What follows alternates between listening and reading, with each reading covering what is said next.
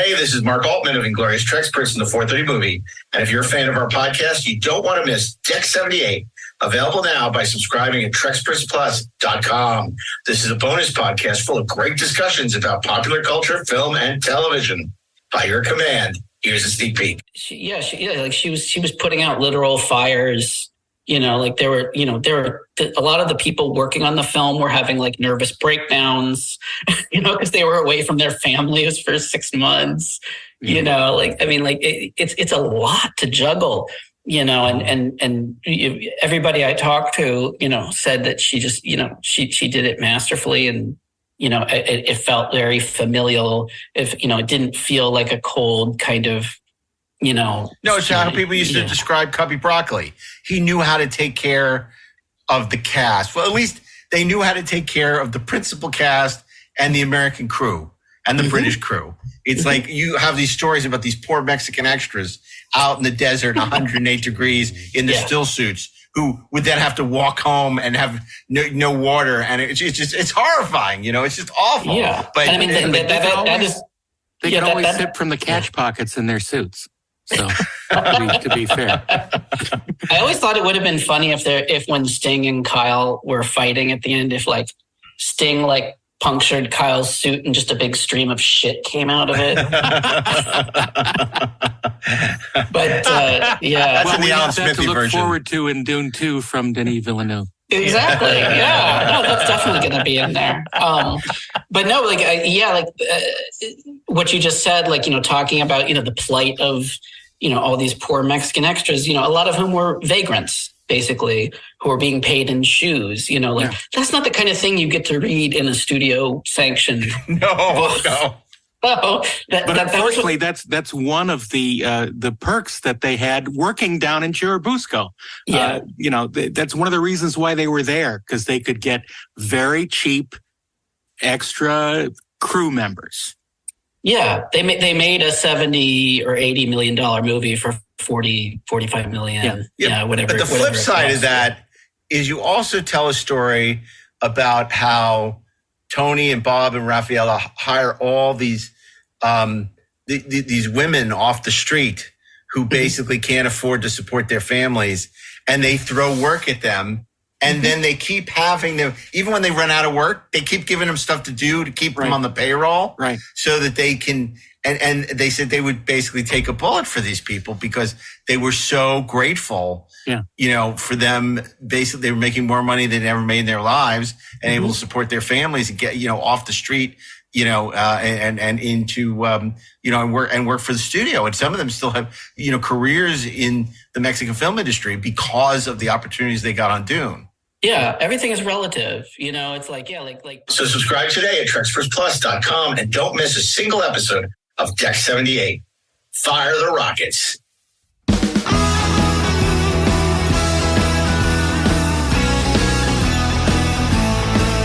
Sleigh bells ring. Are you listening? In the lane, snow is glistening. A beautiful sight. We're happy tonight. Walking in a winter wonderland. Gone away is the bluebird. Here to stay is a new bird. He sings a love song as we go along. Walking in a winter wonderland.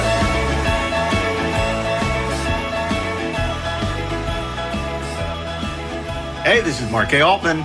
And this is Darren Docterman. And this is Ashley Miller. And we are the Inglorious Treksperts Holiday Specials with special guest Robert Burnett. Robert Burnett. Maniacal Burnett. Robert Meyer Burnett is back beaming in from the observatory for another year of holiday specials. How exciting. How wonderful this is. Unbelievable. And by a year of holiday specials, you mean it's literally going to be a year of holiday specials. Rob comes here 100 miles down into Iron Rock, completely, hopefully shielded from the Romulan weapons, but we'll see how that goes. This is the hardest substance known to man. Castrodinium will not help you. Do you think that was that in Rafe Needleman's classic tome, the official Star Trek trivia book? What is the hardest substance known to man? It must have been Play-Doh. So I don't know, but I got to tell you, this was a real challenge for us. And we talked it over a lot over surprisingly the last couple of months. Like, what are we going to do? There's so much expectations. Do we do merchandise, or do we go back and do our 100 top 10 list again? Or do we do, what are we going to do? And, we said we could do it all. We're doing everything. We're doing it all. We're doing top 10 by 10. It's 10 by 10, 10 for 10. So what does that mean? We're doing each week will be a different top 10 list of some amazing subject. And this first one, it's season's greetings, right? So what do you think we're doing? Seasons? That's right. We're doing the top 10 Duck season or Wabbit season? Star Trek seasons. This is something people have asked us about in the past, and we've talked about it a little bit. We mentioned poo-pooed it before, but now we're kicking it all off. We ran out of ideas, and here we are. Yeah, you're right. Exactly. Now that we're out of ideas, it sounds really good to us. So we're doing top 10 Trek seasons. This is going to be really interesting. It's going to be really interesting because obviously there's a lot of people don't agree. I think we came to a consensus fairly early, which was great. But it's challenging. It's tough. What do you think the toughest? We all gave up pretty quickly. We all gave up pretty quickly. Okay, but it is challenging because no season is perfect in the history of Star Trek. That's for sure. Right? So even the best seasons have bad episodes. Yes. So Rob, how do you weigh ultimately what's a great season and what's not? Well, I think it's a combination. I've always thought of Star Trek as there are really three kinds of Star Trek episodes to me. There are the great episodes, the classic episodes. Then there's the bulk of the show, which are meat and potatoes episodes. Good episodes. They're not classic episodes, but they're really good, compelling. They're the ones that keep you going between the great episodes. And then there are the clinkers, the clunkers, the terrible episodes that just aren't that good. And hopefully a season has a fewer number of those. But that's kind of how I've often thought of it. And I think a lot of the time, great Star Trek episodes sometimes get in the way of like a Taste of Armageddon from the first season of the original series. I think is a perfect bread and butter Star Trek episode. It's not one it makes anyone's top 10 list, but maybe it's a photo novel, but maybe it's number 11. And I really like that episode. And to me, that's the kind of compelling science fiction story that keeps Star Trek relevant. Because it's only a taste of Armageddon. It's a meal. Well, it also has a very relevant Kirk quote to me in these trying days, which is, I didn't start this, but I'm going to end it, which is kind of how I think Rob and I feel about certain countries that are defending themselves. Anyway, but it's true. It's so Taste of Armageddon here 60 years later, is relevant as ever, as is so much of Star Trek. And it'll be so interesting to see the episodes that we look at, because again, no such thing as a perfect season.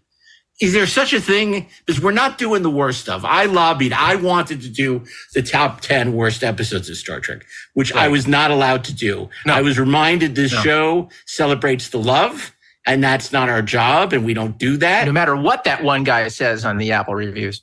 But, we've all had bad Christmases, Hanukkahs, where you open up and you don't have any good presents. And, I felt like, okay, let's do the sock draw of lists. But nobody wanted to go with me. Nobody wanted to go. No. I bet Rob would have done it with me, but,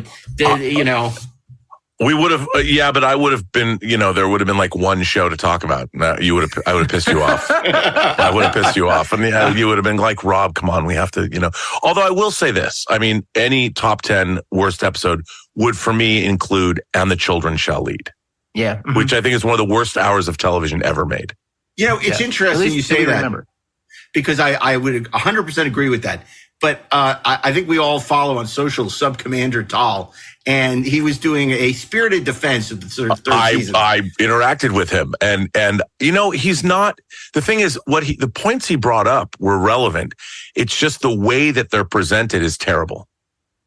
Yes, but what did he say about And the Children Shall Lead, which was a fascinating way to spin it on his head and say, Well, I mean, he really pointed out like the parental loss to children, how that could affect them and what they're, really traumatic. And you could say that maybe Gorgon the Friendly Angel was a manifestation of their grief and loss. I don't think he said that exactly, right. But that could be. If that were the episode, sure. But as like somebody I was in an arbitration hearing at some point. One of the guild lawyers said something that has stuck with me to this day. We are the Writers Guild of America, not the Good Ideas Guild.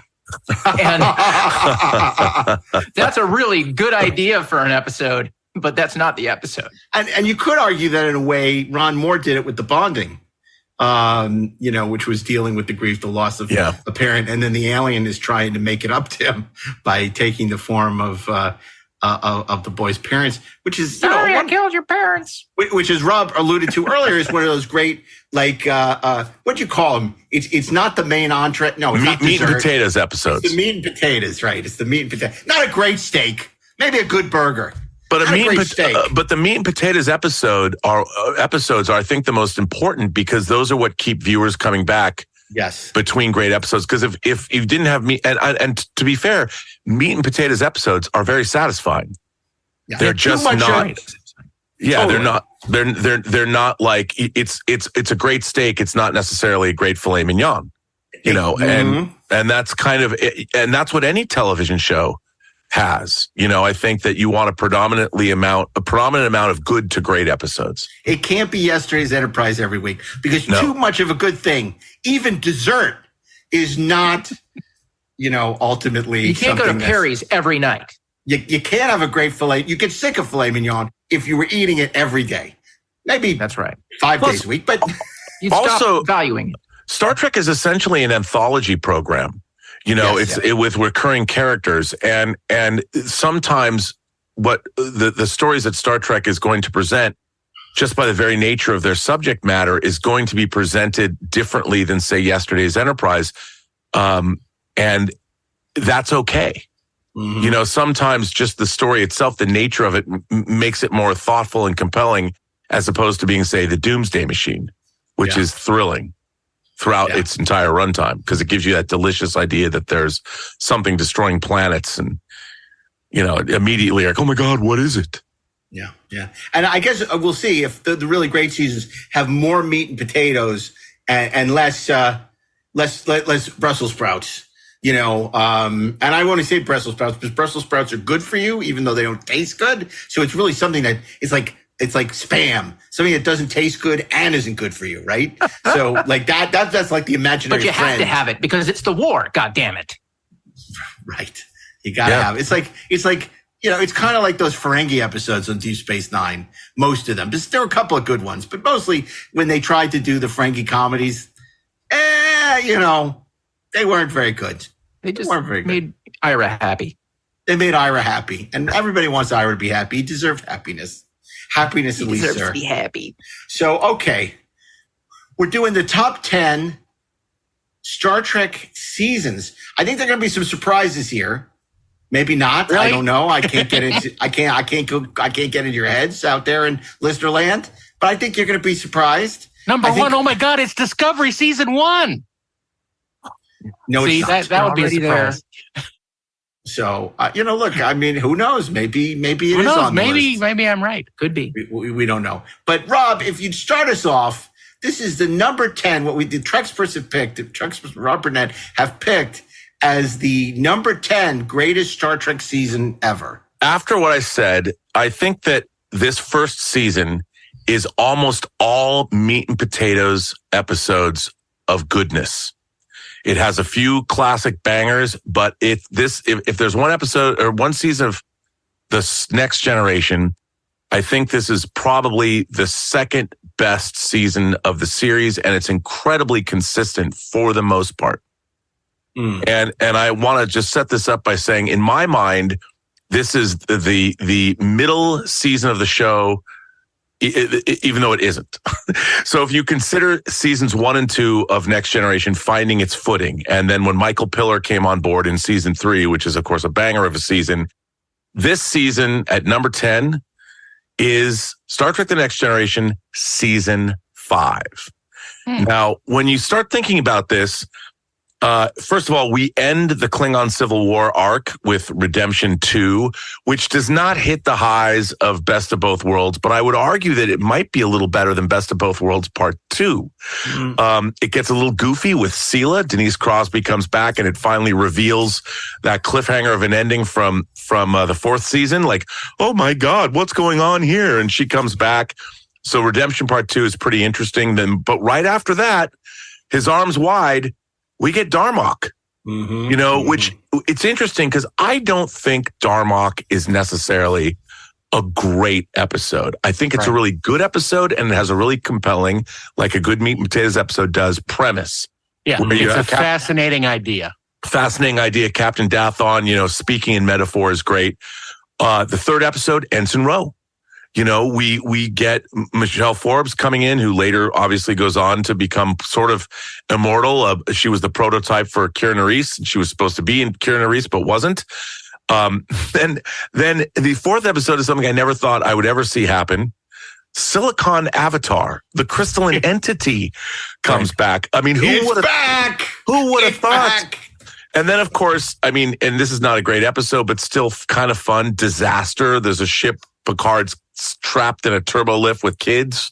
But Rob, isn't it the Fire and Space of Next Gen? Totally. It's good. It's sort of like Galactica would say, what should we rip off this week? Ice Station Zebra or Guns of Navarone or, the Towering Inferno? That's what Disaster is. But it's better than it has any right to be, isn't it? Absolutely. Better than, and it's, again, entertaining. Not great, but entertaining.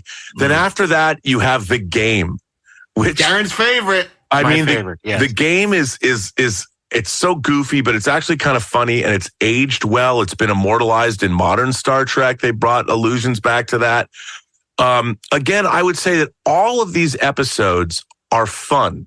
They're fun to watch. They're entertaining. None of them are necessarily classic. And then in the middle of the season, to celebrate another anniversary, we end up getting Unification 1 and 2. Leonard Nimoy comes back as Spock. Again, what should have been probably one of the most memorable Next Generation episodes is good. It's not great, but it's still great to see Leonard Nimoy interact with Patrick Stewart. Nothing lives up to the last scene of Part 1. No. Where Spock appears. Yes. Yeah, that's a great point. So good. And of course, Sarek passes away. Yeah. That's pretty amazing. And it's a lot of fun. But then you have a string of episodes. Matter of Time, New Ground. Before you get there, I just want to say about Unification. Who would have thought that the Spock episode isn't half as good as the Scotty episode? It's like, what the hell is that? What? Even Michael Piller disowns it. Unification Part 1 is pretty good. Yeah, Spock. Yeah. But Unification Part 2 is terrible. And putting Sela in you got Leonard, and you're dumping Denise Crosby and all this other crap in it. How many? It overstuffed it. How many huge shoulder costumes can you have? It's almost Batman and Robin. They figured out okay, this is the runway to get into the story, but oh shit, we can only do this in 2 parts. And so now, because they spent all the real estate on the runway and it was really well done, everything else had to get packed in. I think it probably would have benefited from, taking another episode if they were going to do that much. But I don't know that Star Trek was ready to do that yet. But you guys are right. That last, the appearance of Spock is amazing. Yeah. But the Joe second... Lontrue. I like Joe Lontrue. He was cool. I did too. That was cool. Yeah. Wasn't he like a forward for anyway, but they they should have got into some of the actual machinations of Romulan society, but they don't. They don't even touch on it. And that's the shame, because they set this whole thing up and nothing happens. We get the sort of the fake villain of Sayla in there messing up with things. It's just ludicrous. It's no Star Trek 6, is it, Darren? Actually, it's very similar to Star Trek 6 in that sense. Okay. Rob, continue, please. Well, then after Unification 1 and 2, then we get a string of what I would say are meat and potatoes episodes of varying degrees of quality. And not very memorable, but not bad. Matter of Time. I like Matter of Time, though. It's good. Matt Frewer, it's Rick Berman's first script. I think that is actually maybe a little better than meat and potatoes, but not a classic. It's not nearly as bad as the next bunch of episodes. Yeah, I mean, but you got New Ground, Hero Worship, Violations, The Masterpiece Society, Conundrum I've always kind of liked. Power Play, and then Power Play's fun, though. Power Play is fun because you get to see the characters in different. They're playing different characters. It's not original, though, is it? It's such an old, tried and true sci-fi premise. Canard. Evil. Yes. It's a trope. Evil Captain villain. Possesses our characters. What's interesting is the characters they possess. It's interesting. Well, wasn't it Troy, O'Brien, and who was the third? You remember? Data. And Data. So that was interesting. But some of the lensing on Planet Hell was kind of cool. Yes. The storm. Yep. So I don't hate that episode. I don't hate any of these. They're all very watchable. They're very like, oh, it's Star Trek. Well, the next one. Ethics. Ethics not so great, but an interesting the idea. That Worf. The idea is interesting that Worf wants to die, because he thinks he's paralyzed. I mean, that kind of is an interesting thing. Not great, but still, again, I didn't dislike it. It's not a bad episode. It's just not great. But I would say this, the next three are either near classics or simply great episodes. You have The Outcast, Cause and Effect, and The First Duty. Right. And I think all three of those episodes are the next generation at their finest. The Outcast is, of course, the genderless society where Riker falls in love with a character that's feeling more female than male or female than genderless. We have not injured you in any way. And yet we are scorned and attacked. And all because we are different. What we do is no different from what you do. And it was a really early examination of many issues that we're dealing with today. It only gets criticized now because people say, well, if they really had any balls, they would have cast a male actor in the part. And I'm like, look, man, you got to take it as it comes. We're not always ready to jump in the deep end of the pool. And I think what they did with this episode, it was pretty ballsy back then. I thought it was pretty ballsy, and the ending is devastating. Mm-hmm. It is a devastating, the conversion therapy that works. It's such a sad, I think this stands as a fine achievement in Star Trek history, and I think it still works today. And then, of course, we have Cause and Effect, which is the time loop episode that has everyone's favorite guest star showing up at the end. Spoiler alert. But what a fun episode Cause and Effect is. And it has a great opening. The Enterprise blows up. And it blows up again. And blows up again. And blows up again. I mean, good. Do it again. That's the beauty of it. But it's really interesting in the way that it unfolds. It's intriguing. It's fun. The climax is really good. I mean, I like this episode a lot. And we know a good climax is important to you. A good climax has always been important to me. And usually I don't even have to be, never mind. I'm not going to take that any further. And then, of course, episode 19 of the season is First Duty, where we go back to Starfleet Command, and Wesley Crusher has done a bad thing. And we see a cover-up. We meet Nick Locarno, the character that Robert Duncan McNeil the prototype for Tom Paris. And it's a really compelling, like the idea of making a Starfleet Academy series, if it was more like the Paper Chase or something like this, if I believe that that's the kind of show it would be, and it would delve into the ethics and what it means to be a Starfleet officer, I'd be all for it. I think this, if you're going to look at what a Star Trek Starfleet Academy series could be, this is the episode you look to. Right. And the Patrick Stewart has one of his finest moments talking about the truth, you know, and it's a tremendous episode. Really, you can't handle the truth. It's really great.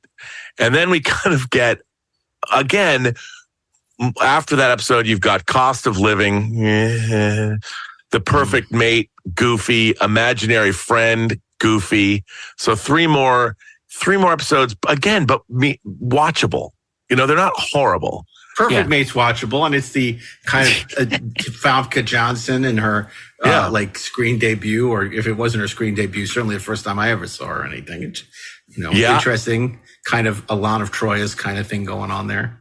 Yeah. And so, I mean, these aren't bad episodes. They're just, you know, they're not, some of them are derivative of like other shows. I feel like some people were working on autopilot here, but then we get to, after Best of Both Worlds, we see for the very first time the Borg come back in iBorg, where we meet Hugh.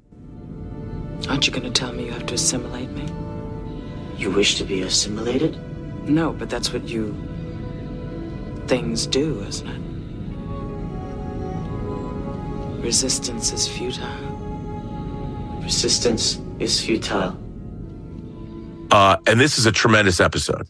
I think iBorg is one of the best Borg episodes, and the central conundrum of it is, are they going to commit genocide? Is it, they have an opportunity, and it is a really interesting debate. And then we see the human face, quote unquote, the human face of the Borg, and the fact that we realize just how tragic that becoming a Borg is like having a debilitating disease. And it's a tragedy. I wish they would have followed up on iBorg more, but I think it's a really great episode. The next episode after that is the next phase, which from a special effects point of view is really interesting. I mean, I don't know how good the episode is, but I love watching it. Oh, you know, it's fun. Ensign Rowan and LeVar, you know, as Jordy. Yeah. It's not a pairing you'd expect to see. Nope. And them fighting like Tracy and Hepburn, you know, it's really fun. And then you know, the reveal of the Romulan is also there with them. I mean, yeah, it makes no sense, but it's I always could come back to character. Like if the character beats are interesting, I can forgive a lot. And I thought next phase was, but the chef's kiss. Geordi is Hepburn. That's the thing. Geordi is Hepburn. That's right. But it is, you old poo. It's a lot of fun. It's a lot of fun to watch. And then after next phase, we get to arguably the best episode of the season, one of the best episodes of the entire series, which is, of course, The Inner Light. What more needs to be said about this episode that hasn't been said already? I think it's an incredible episode of science fiction. It's an incredible episode of Star Trek. It's an incredible episode for Patrick Stewart. Everything about this episode, it's an atypical episode of Star Trek, but it's a wonderful episode, and the ramifications of it. You know, when you see this episode for the first time, you think about, if this, like all great drama, you think if you were the protagonist, how would you deal with it? You know, what would that be like? And I've, to this day, 35 years later or whatever, I still ponder what it would have been like. How do you carry around the memories of an entire lifetime, even though 5 minutes have passed? I mean, it's an incredible episode. And then the season ends with... Well, I just want to say about Inner Light, this is an episode that ends up on a lot of people top 10 lists. We've been less sanguine on it. I know Darren has articulated very well why he doesn't love it. I don't love it, but I think the sci-fi conceit of it is brilliant. It is what Star Trek is. The idea that an alien civilization would basically preserve their memories, and that, you know, he would experience a life in 15 minutes. Brilliant. You know, I don't love the fact that they don't go on location. That's all shot on these lame sets. And, I'm not, so I know Darren feels like, well, it's not really about our people. It's about these other people. Right. And so I get the thing, but it's certainly a really fascinating, and this episode is highlight of the season, regardless of whatever issues I think we have with it. Right. But I do think they do a really good job of establishing this group of characters we're only going to see this one time and making you care about them. I really do like the characters. I like, for the most part, the actors they cast in the roles. And I think the script is great. You can never go wrong with Richard Reilly. Yeah, there's some great, great dialogue. And then in the tradition Tell of me about it, cliffhangers. Rob. I'm Mark Twain. Tell me all about it. I gotta say that they find Data's head buried in San Francisco. I mean, Time's Arrow. Yeah. Now I have to say, this is easily my least favorite Star Trek two-parter. However, I have to say something that this two-parter has been redeemed for me. And I hated this two-parter, but the villains in this movie, the Davidians, the Branch Davidians, no, they're not really the Davidians, but are they these? I never thought I would ever see anyone. You know how, Mark, we used to joke about, did somebody write a prequel or a sequel Star Trek novel to something? Yeah, sure. So the 20-year continuity of the Star Trek litverse that had to come to an end because of Picard and all the modern shows. They had to bring it to an end. The writers, spearheaded by like David Mack, they wrote a trilogy of books called Coda, Star Trek Coda. That was the end of the litverse. The death of Michael Corleone. And and the villains from Time's Arrow are the big bad. Yeah. And they are the scariest effing. They're so terrifying and so dangerous that I can't believe. It's almost like the three authors that worked on this. Save it for best Star Trek books, Rob. Yeah, you're right. I'm just going to say. No. Who do you think would win in a fight, them or the Takan Empire? I was thinking that. Oh, they would. As written in Coda, they would. Yeah, because Rob, we had Dan Martin on the show a couple weeks ago from Star Trek Resurgence, the video game. And so they brought back the Takan Empire. And what's the most obscure Star Trek aliens you could bring back? The Vines. Said no. Well, I'm sure the Binars will make an appearance at some point. But I think in this episode, the weakest part is the villains. I kind of like seeing them wander around San Francisco and meeting Mark Twain and Guinan and, all that stuff. And I can't complain. I mean, the fact that, that David Mack and James Swallow and Dayton Ward were, I don't know what they were smoking when they decided to bring these villains back, but they're like hanging out in a cave blowing bubbles. And I'm like, I just tiny bubbles. It's not great. And it's a pretty weak. I hadn't seen it in a long time. And it's one of those things that showed up on Pluto when I had COVID. So I just couldn't work up the energy to change the channel. And I have to say that Jerry Hardin, I really like as Samuel Clemens. He's great. Right? He got that Hal Holbrook thing going. Yeah. But oh my God, I didn't know what was going on with that technobabble and all the caves and bubbles, tiny bubbles and all that nonsense. And the Ophidian. And then, Mark Twain is like, finds out they're aliens and immediately wants to rat them out, which seems like the opposite of the way Mark Twain would behave. Like, I think it started with this idea. Like bears. They find Data's head in a cave and like, there's this big mystery. How did this happen? Like, that's an interesting mystery, right? But then it just except when you find out what happened. Right, exactly. Well, yeah, it's really not good. Yeah. So, and I agree with you. I mean, it's a toss-up between this and Descent being the worst Star Trek two-part finales in next-gen history, but it's pretty bad.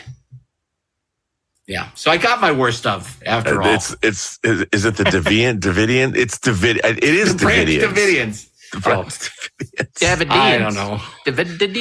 I'll say this: at least people want to know what happened to conspiracy aliens. Nobody's asking what happened to Davidians or whatever. Well, they don't have to because you've got Star Trek Coda, all 3 books. Well, that was Terry Metalis' original choice before I changed it to the Borg. I was going to bring back the Times Arrow aliens. Oh my God. Well, Rob, that's an interesting season to start us off. Darren, what do you think? Season 5, Star Trek Next Gen. I think it's not bad at all. Again, it has, like Rob said, it has some pretty good episodes in it. Unfortunately, most of them are incredibly average and non-memorable. Yeah, but I think it's slow and steady wins the race. I think it's a season of overall, it's fun. Yeah. You know what it is? I suppose. It's the Moneyball of the next generation, because there aren't very many homers, but everybody gets on base, except for Times Arrow. And imaginary friends. Pretty much everybody gets on base. And because of that, we're watching every week and thinking, wow, this is a really good show. That's a really good way to put it, though. Yeah. Yeah, but you got a home run in the first duty. You got at least, I think, a triple or a double in Darmok. Yeah. Oh, Jesus Christ. and next phase is definitely a solid double. So I mean, there are a couple of really great episodes, and I think that's all you need. Darmok obviously is the Outcast resonates even today, and people love Cause and Effect is a lot of fun. By the way, I gotta say, the Outcast, what the hell are people have a problem with trans for? Who cares? What's the matter to you? What is all this nonsense with these idiots who are trying to stop people from being who they want to be? I just don't get it. I just don't get why people want to meddle so much in other people's lives, whether it's banning books or telling them how to live their lives. It's like, just worry about yourself. It's really annoying. I agree. Just worry about yourself. And that's the message of this episode. That's kind of what it says. Yeah. It's horrifying. I mean, the end of this episode is truly horrifying. Yeah, I know. It's Florida. It's Florida. It reminds me of the end of the Survivors. Floridians. When John Anderson says, "You don't understand the scope of my crime." Yeah. Well, don't worry. The Hoosnock coming on the best villains list. Oh, no, we're doing adversaries. They may not make it. Not I was hoping for the Hoosnock, but that's another episode. I don't want to get too far That's ahead. a T-shirt in itself. I'm hoping at this for rate, the I think Hoosnock. number 9 on the top 10 list is going to be the next episode. Yeah, that's true. That's true. Okay. Well, Rob, that's a great way to start us off. And that was number 10, season 5 of The Next Generation. Darren, at number 9, tell us what's our number 9 pick. Well, number 9 is we're traveling back in time one season to Star Trek The Next Generation, season 4. It's like Cause and Effect. It kind of is, yeah. That was a triple also. Right. The thing is, this season starts off with the somewhat disappointing part 2 of Best of Both Worlds. Slow to impulse. Take us to the battle coordinates, Mr. Crusher. Yellow alert. Sensors are picking up several vessels, Captain. The fleet? No active subspace fields. Negligible power readings. Life signs? Negative, sir. Visual contact. On screen. Which was obviously, we know the story about it. It was last minute fixing what we set up in the first one, so that we don't get into trouble. Because look, Captain Picard is back, and quick, we got to get him back out of the Borg outfit. It's fine. Sleep. It's that episode exciting. put me to sleep. Yeah. But it's fine. It's certainly not as clever or interesting as the first part, but it's explodey and Borgy and all that. Explodey. I love it. It's explodey. But it works. And I think the highlight of that episode is watching Riker be captain of the Enterprise. Mm-hmm. And it's following up on that. It's like, whatever you think of like what happens with the Borg is almost perfunctory, but watching Frakes, he's great. And how his relationship with the ship and everything how that evolves is great. The throw that book away scene with Guinan is great. Locutus, we are about to intervene is great. So all of that makes up for, the build up to this epic confrontation with the Borg, which, by the way, Battle Wolf 359 has immense implications for the show going forward. So, whether or not you think the very end of it is anticlimactic, and in many ways it is, the because most of the interesting things on Star Trek going forward is enormous. That's because most of the interesting things happen off screen. Yeah. So what you're saying, that's what's disappointing later. Yeah. What you're saying, on different shows. If Best of Both Worlds was a filet mignon, this was more like a chicken piccata, right? This is more like looking at the people over there and saying, "Hey, what are they eating?" What she's having. Okay. But continuing, and I'm not going to go through every episode because it's not necessary. But the episode following that was Family, which is absolutely wonderful, and it's a great look at seeing Picard back home and trying to deal with his asshole brother. That's Peter Luger's on the steak scale. That's the top steak. Family. Right. Family. Family does not get enough credit. Right. Season 1 and 2 of Picard seemed to think they were treading all this new ground, which Family did in 40 minutes to a much more effect. And I don't think the Picard that we saw in Picard seasons 1 or 2 is the same Picard that we saw in the Next Generation. No, he had this incredible catharsis in Family where he comes to terms with everything that's happened to him. Right. You could even argue that when the Borg return in Aliens First Contact, that he had exorcised these demons in Family. Absolutely. So I just love that episode to death. It's fantastic. I just think it's so great. Rob, why do you love Family so much? Well, because again, you're seeing a side of our character, especially Picard, that you don't normally see. Right. You don't, because in a science fiction allegorical action adventure show, seeing the interpersonal relationships of family like this is not, it becomes a trope to bring back relatives on shows. I get that. But to actually see a glimpse, you never really thought, it was almost shocking to see Chateau Picard, where the house where Picard grew up in. Right. And meeting Picard's brother, this curmudgeonly guy who has a hot wife, and Samantha Agar. It was just different. It was totally unexpected. And at the same time, remember, the Wesley story is quite poignant as well. Mm-hmm. When he revisits and sees the hologram of Jack Crusher, and that works also very, very well. And seeing how fathers and sons, even though you don't see Picard's dad, we learn later, probably shouldn't have, but whatever. I think it's just a really poignant episode. And it's atypical, and it gives us insight into the characters we couldn't have received any other way. It's great. It's great to see Picard out of his element and to see him dealing with the world that he ran away from. Yes. Mm-hmm. You made a good point, Rob, when you said, do we need to see another relative? Because it really, by this point or this season, it's like, oh God, is there, somebody else has a relative. Yeah. But this was different because it was so unexpected. Yes. The fact that, Picard's brother was such a stuffed shirt, and ultimately what you learn was he resented that Picard went off to the stars and pursued his dream while he got stuck with the family vineyard.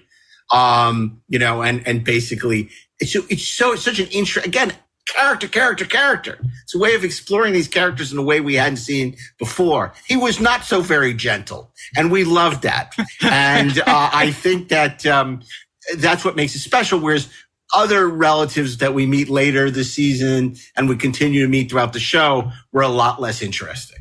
Yeah. The season continues with, I'm just going to name a few, brothers, and less said about that, the better. It's between the brothers, Kay. It's between the brothers, Kay. Suddenly Human, Remember Me, Legacy. Honestly, some of these I don't even remember from their Reunion titles. is terrific. Reunion is Kayla returning, Yeah.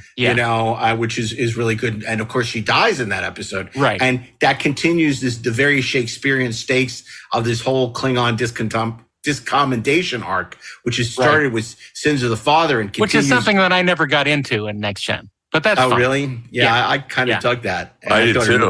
That's cool. That's cool. Yeah. I just never got into the Klingon stuff. But this is where you really start to see the A-B stories take hold. And, a lot of these, I think, episodes got dragged down by their B stories. Right. Often it was like the space amoebas. No offense, Rob. I don't mean like the immunity syndrome. No, but I know. In the Lost, where they were like suckling the Enterprise and stuff. The best episodes didn't have that goofy, like Galaxy's Child had a terrible B story. But The Wounded was the Cardassian episode. The loyalty that you would so quickly dismiss does not come easily to my people, Galmaset. You have much to learn about us. Benjamin Maxwell earned the loyalty of those who served with him. In war, he was twice honored with the Federation's highest citation for courage and valor. And if he could not find a role for himself in peace, we can pity him, but we shall not dismiss him. You are welcome to your opinion, Captain. I, for one, am grateful he is under lock and key. So great, wasn't it, Ashley? Oh my God. It's in many ways one of my very favorite episodes of The Next Generation. It's like meat and potatoes plus. It is the best goddamn meat and potatoes your mom ever made you, right? It's like, it's not the You leave my mom out of this. That's right. Well, it's an episode that every time it's on, it's something that like, I'm like, okay, I have to watch it. Or there's like, if something pops up on YouTube and like, here's a scene from, I have to watch it. Oh my God, why am I blanking on the actor who plays Captain Maxwell, who is amazing. Bob Gunton. Bob Gunton. Yes. He's fantastic. And he does, look, Star Trek has gone to the well of the crazy admiral or, the rogue captain many, many times. But Bob Gunton brings a pain to it and a humanity to it that is difficult to dismiss or ignore. And history bears him out. Mm-hmm. He turns out to be right. He's not just a lunatic who is on some vengeance mission. He is the guy who, in many ways, is kicking off what will become Deep Space Nine. And what will inform so much of Star Trek going forward. I mean, it's just, I just think it was an unexpected delight. That was one of my favorite Picard moments in any show. At the end, when the Cardassian's basically asking for an apology, and Picard calls him out and said, yeah, you won this one, but what, your ships were there and we know what you were doing and I don't want a war, so I'm going to go along with the charade, but you're guilty as hell, right? Yeah. So great. And that's Picard being super cool and smart. And that's the Picard I love. I surrender. 100%. I surrender. I love too. Yeah. Another episode when Rob talks about meat and potatoes, which is, I think, often overlooked and overshadowed by like the classic episodes. But First Contact is with a great teaser where Riker is, B.B. Newirth wants to have sex with Riker. And you're like, what is going on here? And that turns out to be a terrific little episode, isn't it, Rob? I love that. Again, it's kind of atypical, but it's so much fun. And also it provides a really interesting examination about what it might be from our point of view. You're seeing a civilization that's basically us. And I love that. Except with different hands. Darren, did you expect in the nth degree Dwight Schultz to suddenly yell, "I know everything"? It was a little bit. I mean, it's sort of a fun thing that the strange anomalous thing that's happening to one of our crew members is actually a crew member that we're familiar with. Right. So it's actually a good thing, and it brings that sort of situation closer to us. And of course, Dwight Schultz is great. And he's fun to watch, and it's fun to see what decisions he makes for his character. And it's an enjoyable episode, if a badly named one. Yeah, Future Imperfect's a great little episode. I love Future Imperfect. That's another episode that doesn't get the love it deserves. That's something where you have no idea what the finale is going to be, and you cannot guess it. because it's they switch it around a couple times, and it's so much fun. You know, it's fun sort of extrapolating what the future is going to be like, and seeing all these clues and sort of trying to go with the characters as they figure out what the hell's going on. Yeah. And I think the realization that Minuet was there is phenomenal, and it calls back to one of our previous favorite episodes. But it's great, and the finale of it is a lot of fun. Yeah, and I enjoy it a lot, especially for the little com badges that they came up with for it. Hey, Rob, you talked about the Outcast being a really groundbreaking, but it really stands on the shoulders of the host. Which at the time, another really groundbreaking episode, even though it's very, in vogue now to trash it because, basically Gates doesn't, rejects her lover when she gets put in a female body after she's been a male. It introduced the concept of the Trill, which was really one of the more interesting alien species that Next Gen came up with. What do you think of the host, Rob? Well, I really, really like that episode. I think it's a great episode. Again, look, here's the thing. What I think why that episode's even more relevant now than it was before, because at the end of the day, people have preferences. You can't just change. In addition, look, where the Outcast deals with the fact that you can't change who you are, and it's horrifying that a society would send you through some kind of conversion therapy to turn you back, to take away your true nature. The host deals with the fact that Beverly might want to not be the way she is. She might want to be, let's call it, more progressive, but she is the way she is. And she can't help the way she is. And she can't help the fact that she's biologically wired to be the way she is. And she says right away, look, she says it, I can't change who I am. As much as I want to love you, I can't. I can't give you what you want. And that's honest too.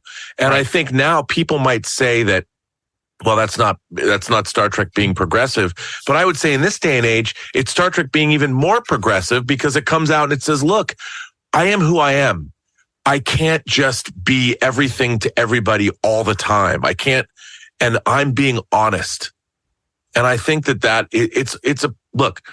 If I was her, I'd be like, boom, chicka, boom, boom. You know what I'm saying? We know what you would have done, Rob. But I mean, I think in the episode, it's really poignant when she says, look, I can't. And what's interesting, we're in the 24th century. So there's all kinds, it doesn't matter when it's Octurian, baby. It could have gone any different way. And I'm sure if they made the show today, it would go in a different way. But I think it's poignant and sad. But it's also true. There's truth in that episode. And I think Gates plays it beautifully. I think so too. And it just goes to the statement of, look, you can think and believe anything you want. You can live your life, but you don't have the right to make me think a certain way. That's that's not fair. And it's an important statement, like you said, for today. I agree. I think that should have been at the end of Picard season 3. Picard could have been, okay, Beverly, we have a son together. I think we should get together now. And she goes, oh, no, let me introduce you to my girlfriend. And it's the woman from the host. Oh, my God. That's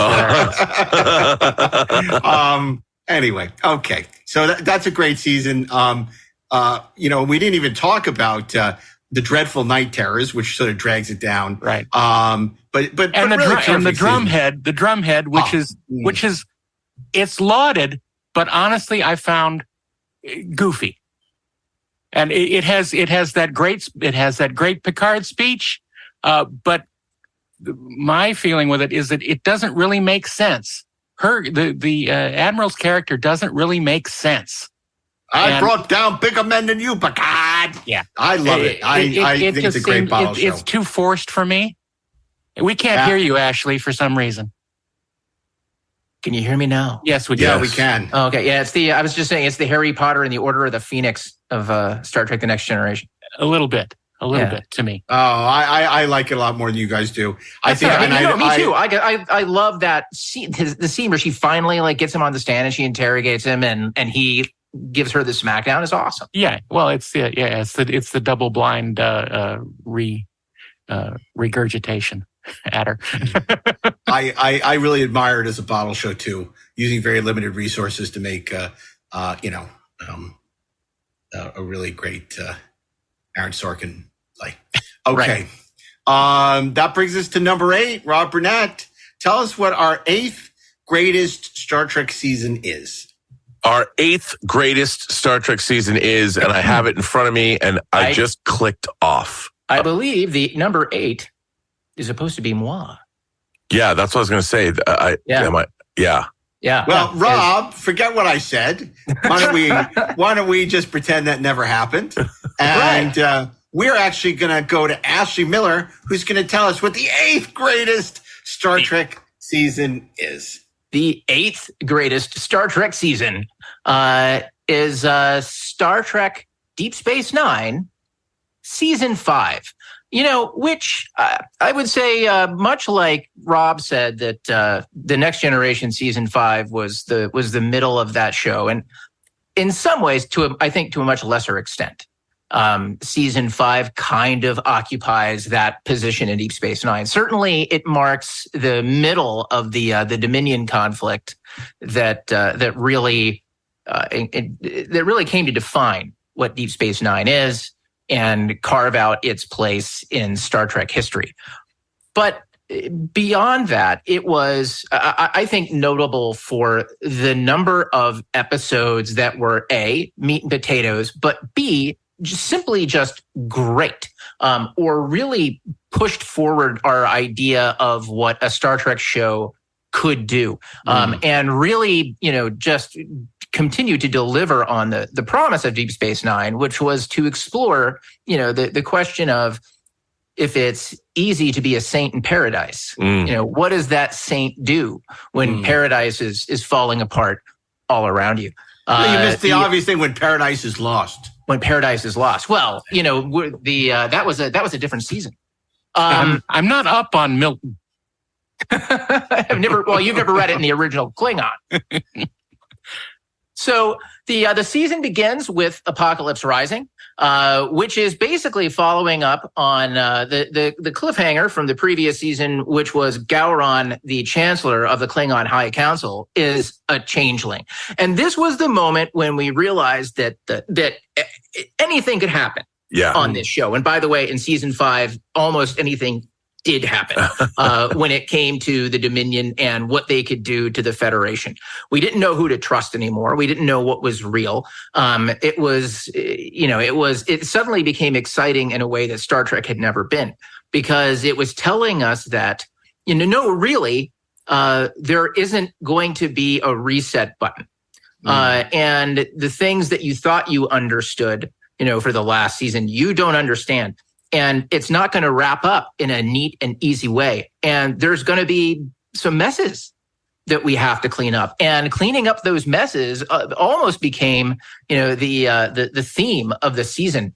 It does kind of get into a couple of non-arc episodes moving forward. And I think, it's largely because the show was still kind of in a place where it hadn't quite, sown its oats. We'll get into all of that in terms of the big arc storytelling. It was still doing an anthology show week to week. So you get a show like The Ship as your second episode, or Looking for Parmak in All the Wrong Places, which frankly I love as a title. Or you get a Jake show like Nor the Battle to the Strong, which, which is really about Jake facing the horror of war and what death means. And I think that this theme was explored later and better with Nog. Yes. When Nog joined Starfleet. But the fact that they even tried it, I think, was notable because of the point of view. Because we always think of Jake, and he is a child, right? He is still a boy. And so to explore these themes from the point of view of a boy, and more specifically, the son of Captain Sisko, right. Who lost his wife in war. Jake lost his mother in war. To bring those things home and make them personal, I thought was really excellent. Let's see. The assignment is kind of our stopover to one of my favorite episodes of Deep Space Nine and, Star Trek of all time, Trials and Tribulations. Yeah. I was not aware, Mr. Barris, that 12 Klingons constitutes a swarm.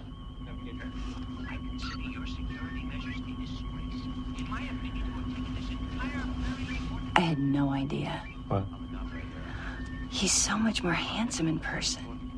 Those eyes. Kirk had quite the reputation as a ladies' man. Not him. Spock. Which I think, we could probably have a 1 hour discussion about this episode all by itself. But for those of you playing at home, it's hard to beat the Deep Space Nine crew going back in time to meet the original series crew and putting them in Forrest Gump style into the trouble with tribbles. It's so well executed. It's so well done. I must have watched that episode 5 times the night that it first aired. We recorded it. We watched it over and over and over again. All I know is that I drank so much with my friends that when my wife came home, she found us all passed out. And I was leaning over and I had a beer that I was slowly pouring on the head of my friend who was passed out on the floor. That's how much we loved this episode. Too much Tranya. Way too much Tranya. Way too much Tranya. Again, we move on from Trials and Tribulations. Well, let's just say it is the ultimate love letter to Star Trek. And it can't really be topped is. in that sense. It may not be the greatest Deep Space Nine episode because, as Ira says, it's not really a Deep Space Nine episode. It's the 80th episode of the original series, but it is magnificent. It really is. It has fun moments like the best possible explanation for what happens to the Klingons between the original series and the motion picture. We don't speak of it. Yeah. I mean, come on, guys. And the simple fact that later Star Trek attempted to explain it in more detail is stupid. Yeah, exactly. They should have just left it there because that was perfect and awesome. Then the series, a few episodes later hits us, with something that is, for my money, one of the best 2-parters in Star Trek, and that is in Purgatory's Shadow and By Inferno's Light. I realize I skipped for the uniform. I'm going to come back to it, but in Purgatory's Shadow and By Inferno's Light, it takes the idea of Gowron as Chancellor of the High Council. Right, that whole notion that Star Trek can surprise us and turn everything on its head and everything we know is wrong. And it just pluses that up to 11. Because the moment that Worf finds himself in a prisoner of war camp with the Dominion and he discovers there is Dr. Bashir, it's just poof. It's mind-blowing. And at the same time, everything that we understand about who's on whose side in the Alpha Quadrant is just turned on its head. When the Cardassians flip, the Bajor is nearly destroyed. All of that's fantastic. But the idea that this other Bashir has been with us for all of this time, amazing. Just such an amazing turn. It was mind-blowing. And also within the episode, seeing Worf, these gladiatorial fights to the death and all the things that go on. This is one of my favorite Star Trek 2-parters ever too. Like you said, it's so good. It's just so incredibly well done. And it was jaw-dropping the first time you see it. Oh my God. And just by the way, like the Worf fighting in that arena over and over and over again and just taking on all comers. And he just keeps getting up and he just keeps fighting. It's fantastic. It's one of Worf's finest moments. Absolutely. The episode that I skipped that preceded this was also terrific. And it was a great Sisko episode. And it really set up Sisko for some of the things that he would say and he would do later. For the Uniform. So in For the Uniform, we find out about another traitor in our Starfleet midst. From the planet Krall. From the planet Krall, exactly. Commander Eddington, as it turns out, is a Maquis. He's a Maquis terrorist. And Sisko is pursuing him. And there's a whole like Les Miserables theme. Some of that works. Some of that is a little overdone, but it doesn't matter because the performances are great and Sisko is great. And he has like the fifth act of this episode. I mean, on its own merits is fantastic. Basically, Sisko tells the Maquis, okay, you guys have poisoned these Cardassian colonies and you've made them uninhabitable by the Cardassians. So here's what I'm going to do. I'm going to give you an hour to evacuate, this colony that you guys have set up. And then I'm going to make that planet uninhabitable. And I'm going to keep doing it until Eddington turns himself in. And it is fantastic. And I have to tell you, again, on its own, a really great moment for Sisko and really a shocking moment for Sisko that the show earns through all of the things that it's done in the previous 60 freaking episodes to build up what kind of a world our heroes are living in. But it has an interesting resonance for today, kids, doesn't it? Like, it's just people have committed horrors. And Sisko finds himself in a place where he's been left with no other alternative, right?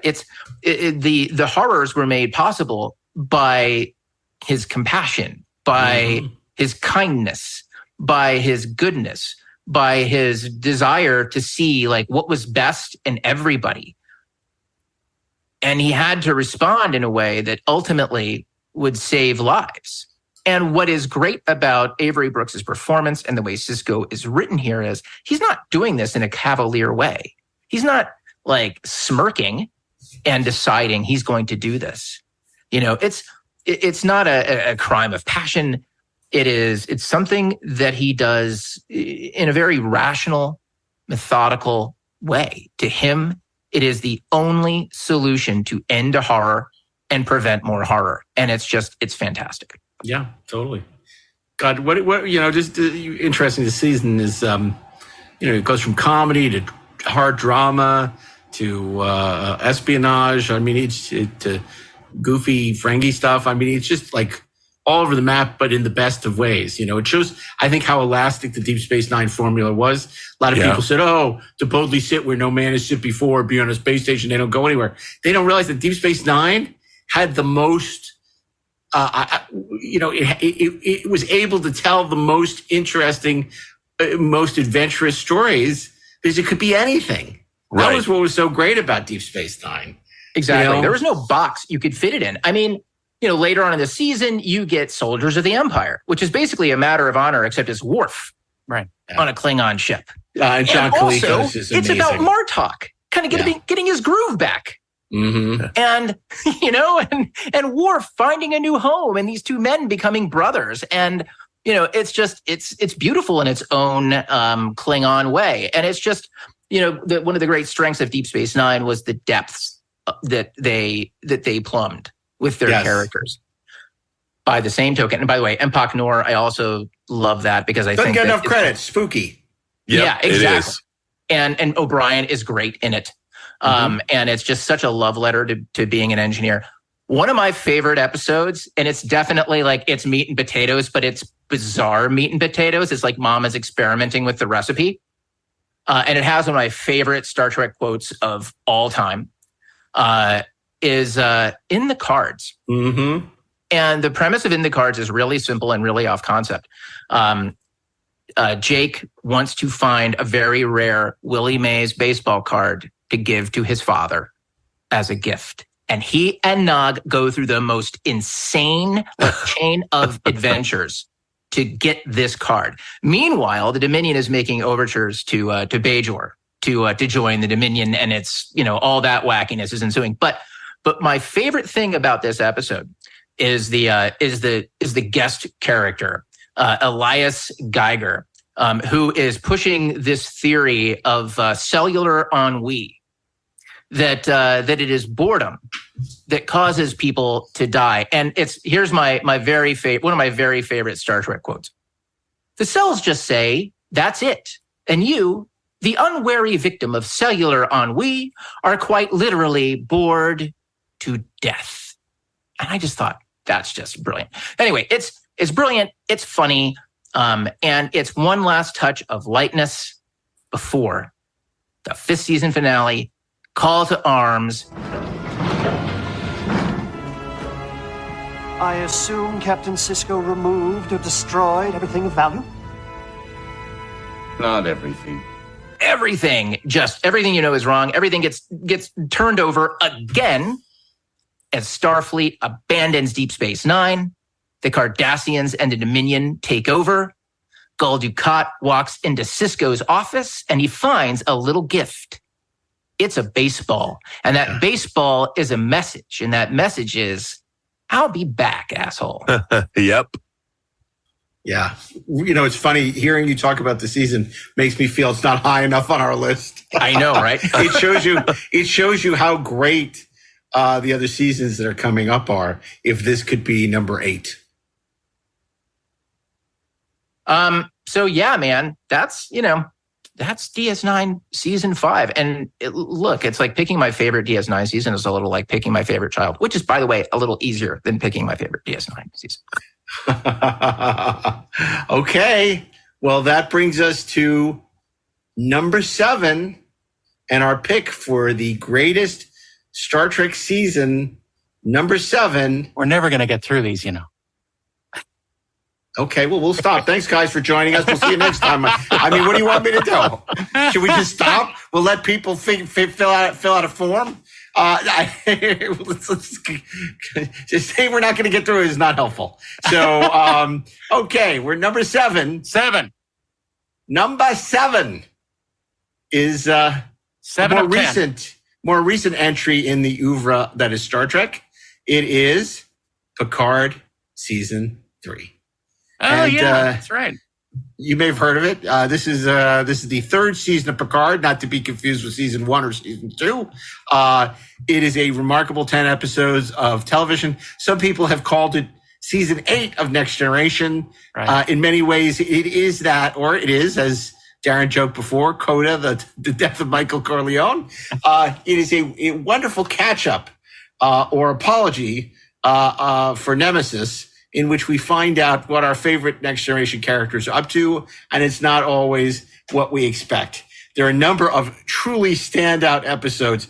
They're the meat and potatoes, as Rob talked about earlier, and then they're the classics, stuff like 17 Seconds, No-Win Scenario, where Picard, Riker, and crew are trying to escape dead in the water, facing certain destruction, and of course, we learn that Picard has Starfleet has always been my family, maybe one of the great buttons of any Star Trek episode.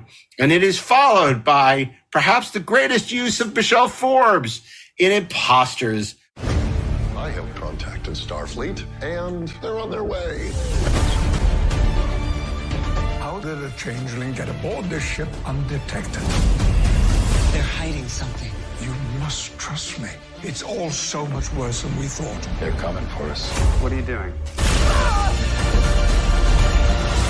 We must run. Battle station. Which is another superb episode, which goes to the heart of Picard's character. And it uses the invasion of the body snatchers milieu and tropes in a really interesting way to explore the characters of Picard and Ensign Ro. And it ends with this spectacularly surprising ending, which shouldn't have been surprising at all, but it is heart-wrenching and powerful. And then it hurtles towards the conclusion of the season with the Borg 2-parter Vox and The Last Generation, assuredly directed by showrunner Terry Matalas. So even when the show occasionally misfires or stumbles, overall, it is utterly brilliant. It is a great use of these characters. It's surprising. It's moving. It's amazingly emotional, and a wonderful epilogue or coda to the Next Generation cast. We can hope there'll be more in Star Trek Legacy, but until there is, this is a wonderful swan song to the cast that we know and love so much. And it's now available in a corrected Blu-ray set. Yeah, I would also say about it that it's requested. If it had its stumbles and its missteps, they were little ones inside of episodes. I think what's special about this season is there was no bad episode of this show in the third season. There wasn't anything that just simply on its face did not work. It was basically like, what if somebody took a regular season of any of the Star Trek shows and said, what if we only showed you the good episodes and we just kind of pretended that the mediocre to crappy ones don't exist? That's it. It's like a curated viewing experience. Rob, isn't it wonderful? Because, here we have so much of this list is etched in amber. It's seasons from 30, 40, 50 years ago, probably. And yet here we have something that's basically a year old and that it made our list. It means that Star Trek can continue to be a vibrant, growing entity when done correctly. Isn't that true? Yeah, what I find really interesting about this is it's 10 episodes and it's one long story. It feels to me like a great two-parter, like that DS9 two-parter by Purgatory Shadow and by Inferno's Light. It felt like that for a whole season. What I loved most about this, though, is what it did. When I saw Star Trek Picard, when I saw Picard season 1, I felt that the character of Picard was changed to fit what the writers wanted to do, as opposed to reflecting what the character of Jean-Luc Picard might have actually been. Mm-hmm. And they went back and they changed the character by adding this tragic backstory about his parents and everything that I never bought. I'm like, why plumb those depths when you can actually talk about where these characters now in their lives? And I was really affected by Jonathan Frakes, especially in episode 4, both his performance as Riker. He's never been better as Riker. But this idea when he talks about how, he's been to one side of the galaxy to the other, and he's come to believe that there's nothing out there. He's literally in a way he's resolved himself to having this pain and it's never going to go away. And it's he's in the depths of this depression, and through the awe and wonder of the universe itself, something that I think he'd forgotten, when he witnesses a birth of this new life form, it re-energizes him. And maybe it's because I'm at a place in my own life or something. I don't feel the way he felt because I didn't lose a child. But, you have to come to grips with the fact that maybe your life isn't going to go the way you thought it was going to go. And I thought that was something that was very poignant. And like Star Trek does, it's something we all could relate to. And I was surprised that that was part of the show. And I thought there would be more of that in Picard during the first season. And I really thought that all the characters, the way it was written, it really leaned into that with all of these characters. And I felt that there was real, genuine desire to carry these characters forward 30 years and still keep their nobility, but also show us who they have become. And that's a hard thing to do, man. And I really, really, really liked it. And not just the Next Generation characters, because, of course, there's this wonderful evolution of 7 of 9 from Voyager, who's serviced marvelously and has a terrific arc and a wonderful ending, which with the promise of more to come, hopefully. And, of course, the introduction of new characters like Captain Shaw, who are just a delight. So a triumph. And Sidney LaForge. And Sidney LaForge, absolutely. I'm glad you mentioned that. What a wonderful new character. And both Geordi's daughters. Again, I like the fact that we saw that Geordi LaForge, who, was sort of awkward around women, not only did he find somebody, we never really saw his wife, but we saw that he was a great dad and had raised 2 very capable, very admirable daughters. Yep. And I love that about that they gave Geordi that fate. Yeah. But, Gen Z almost fucks up the Federation and turns into Borg, and they need Gen X to come and rescue them. So that's a good thing. Well, by the way, I just want to say one thing about that I hadn't thought about until you were talking about Geordi bringing up his daughters. There's a really interesting theme in Picard season 3 about being a dad and what that means. Because there are 3 and maybe technically 4 very different fathers on display, right? You've got Will Riker, who is grappling with the death of a child, with a thing that, like, I cannot even imagine what that's like. And it's handled with such incredible sensitivity and honesty, both in a writing and an acting level. You've got Geordi, who it had been very easy for him to be like, oh yeah, rah, rah, the gang's all back together. And you see, kids, you just got to do the right thing. No, he's acting like a dad. My kids come first. And if you fuck up my kids, fuck you. I don't care how long I've known you or how much I love you. These are my kids you're talking about. And then you have Picard, who is just blindsided by the existence of a kid. And having that kid forces him to contend with the reasons why he was not allowed in that kid's life because of the choices that he's made in his life. Arguably, you could say that we see a bit of that in the Data lore story with Dr. Soong and kind of what all of that means. But it's fascinating to me that just the show keeps coming back to that. Yeah, that's a great point. Oh, sorry, go ahead. No, go ahead, Rob. Well, there's also something else that people haven't really talked about, and maybe I'm the only one. But I also love the fact that our villain characters, our antagonists, are in a way two women that are suffering horrible trauma that they didn't ask to receive, but was inflicted upon them by essentially our side. And, you know, they have found in their collective trauma a way to be unified to achieve their goals. And, you know, I don't know if it was really the intent, and they didn't lean into it. I really would have loved to have seen an episode where how did they meet? You know, how did they come to collaborate with one another? Sure. It was on Facebook. but I thought that was a very it was an undercurrent, but I thought it was really interesting because both women, if you know your Voyager and you know what is revealed to what Earth did, you know, what we created in Deep Space Nine at the latter seasons, I thought that was a ballsy way to go, and I would have liked to. So the real villain was Tuvix.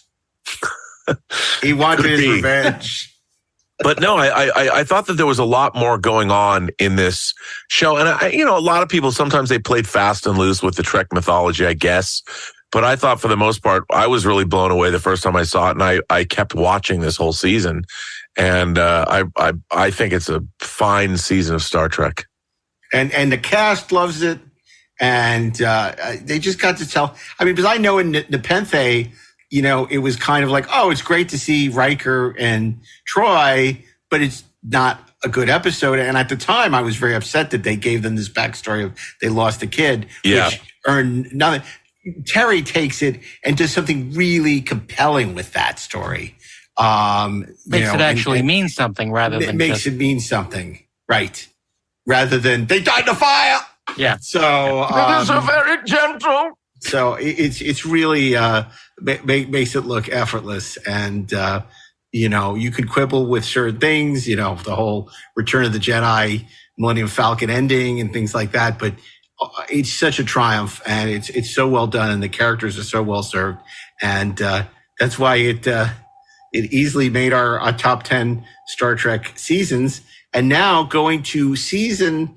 Number 5 in our top 10 Trek seasons. Robert, tell us what our 5th greatest Star Trek season is. No, we're at number 6. We're number 6.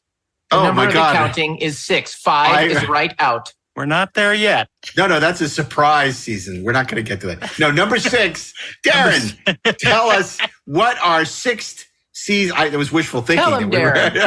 At 5. Darren, tell us what the number 6 greatest Star Trek season of all time is. Well, this season is also Next Generation, and there are 4 seasons in this, and it's of course season 4, where we begin with the wonderful Time 0.2. On the next exciting episode of Star Trek The Next Generation. It seems clear that my life is to end in the late 19th century. Data faces a shocking fate. We've lost him. And embarks on a mission of no return. I'm not willing to accept that he's dead and just leave it at that. Now, to bring him back alive, my God, the crew must cross a chilling gateway into terror. Data! Next time on Star Trek: The Next Generation. Which we realize that Data Z just pops off, and it's very exciting. The less said about that, the better. But then we get into a bunch of very interesting episodes, which are not only entertaining, but again, have that sort of exciting science fiction ideas behind them. One is that, some people think it's goofy, but Realm of Fear, which takes our, one of our favorite characters again and puts him through hell. Barclay has been afraid of the transporter, even more afraid than Dr. Leonard McCoy was. But this episode gives him a reason why, because there are creatures swimming in the in the particles of the transporter. It's a fascinating episode, and it's fun because it gives us the sort of the first POV of being in a transporter beam, which is kind of fun. And not until the Las Vegas Star Trek experience do we see that again. I'm going to skip forward a couple episodes to go to Relics. In an uncharted corner of the galaxy, a legend has been trapped in time for 75 years. Haunted by the past, he yearns for another call to action. But the future holds no place for him. As one engineer to another, I can do this. Can he become a hero one last time? It's coming apart, lad! Scotty returns next time on Star Trek: The Next Generation.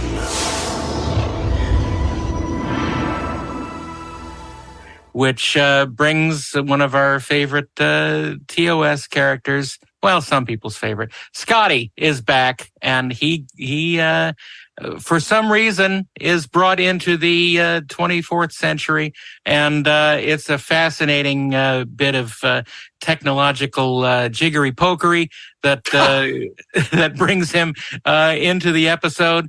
And apparently his cleverness was not enough for his co-crew member. But we get to see Geordi be an asshole to Scotty, and it's really kind of fun because the attitudes and characters that we love don't seem to go together, which is, at least at first, which is fun and is a little bit frustrating because, of course, we want everyone to be wonderful friends with the characters that we love. And Darren, I got to ask you a question because, Scotty never really carried a great episode. Wolf in the Fold, Who Moans for Adonias. You couldn't say who mourns for Adonias? Well, we know. Carolyn Palamas does. Yeah, she moans for you. Leslie Parrish does. But okay, but the point being that Scotty is best in limited doses, right? When he's on the Enterprise and the landing party is on the planet, he has a couple of good lines. Nothing like a fully charged phaser bank. This is an episode which is all about because he's a supporting character. Right. So this is an episode that's all about Scotty. You could argue it's the best Scotty episode ever made. It absolutely is. It absolutely is, because it gives him something to do, it gives him something to react to, and it gives him something to push up against and to defend himself, defend his existence. And it's extremely powerful, especially for us older fans now, when we are dealing with the same things that Scotty comes up against.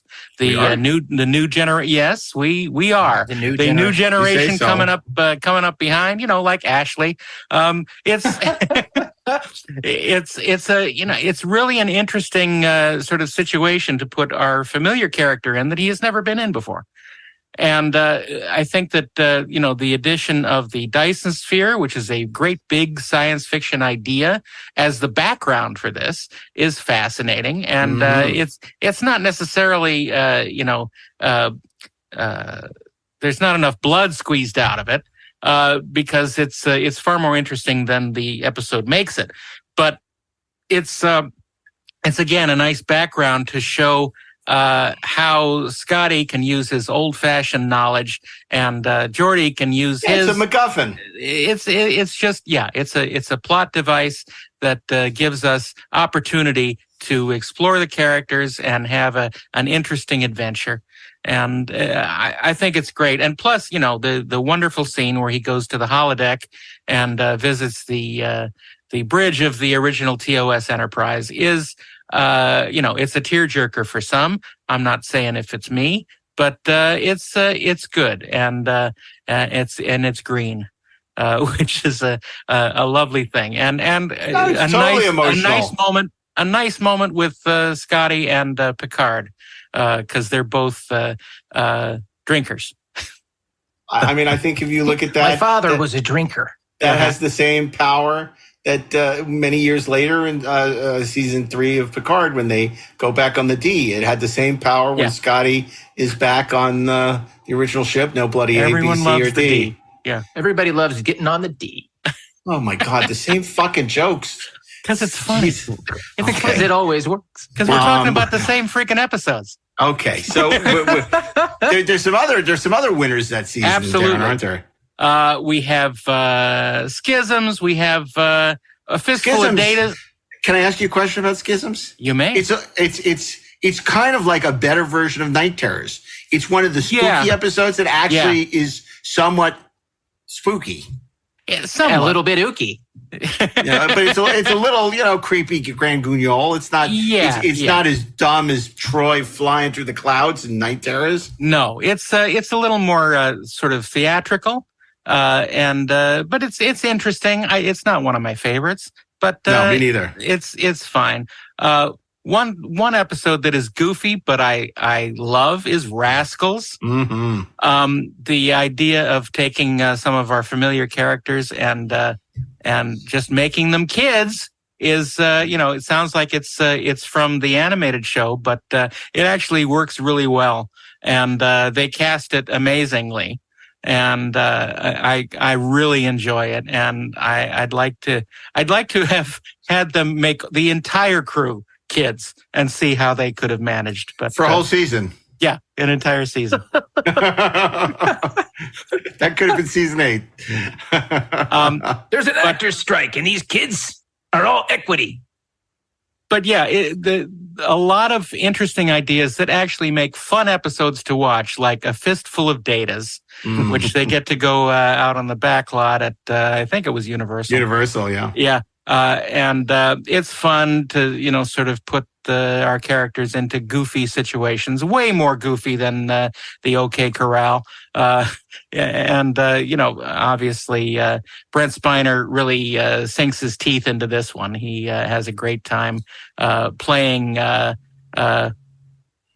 against type. Yeah. And Alexander is fun in this one, I think. Sure.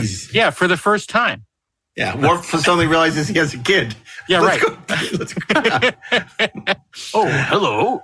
Oh, who are you? We get past quality of life, which is an interesting sort of ethical episode. To Chain of Command, which is one of our favorites. Yep. With our favorite captain you love to hate. I don't hate him. He's great. I don't hate him at all. He got it done. He got it done. No, yeah, but at first you're meant to hate him, but you find yourself really liking him and thinking, you know what? He's not wrong. Which is, I find very entertaining. I sense he's insecure, Riker. Oh, thank you, Troy. You're so insightful. What a great episode. Obviously the Ronnie Cox story is great, but then you also have, the very powerful second part where Picard is tortured by Gul Madred, played by the brilliant David Warner. Of course. Yeah. And, they obviously, the actors had a history together, and you can see it as they play against each other.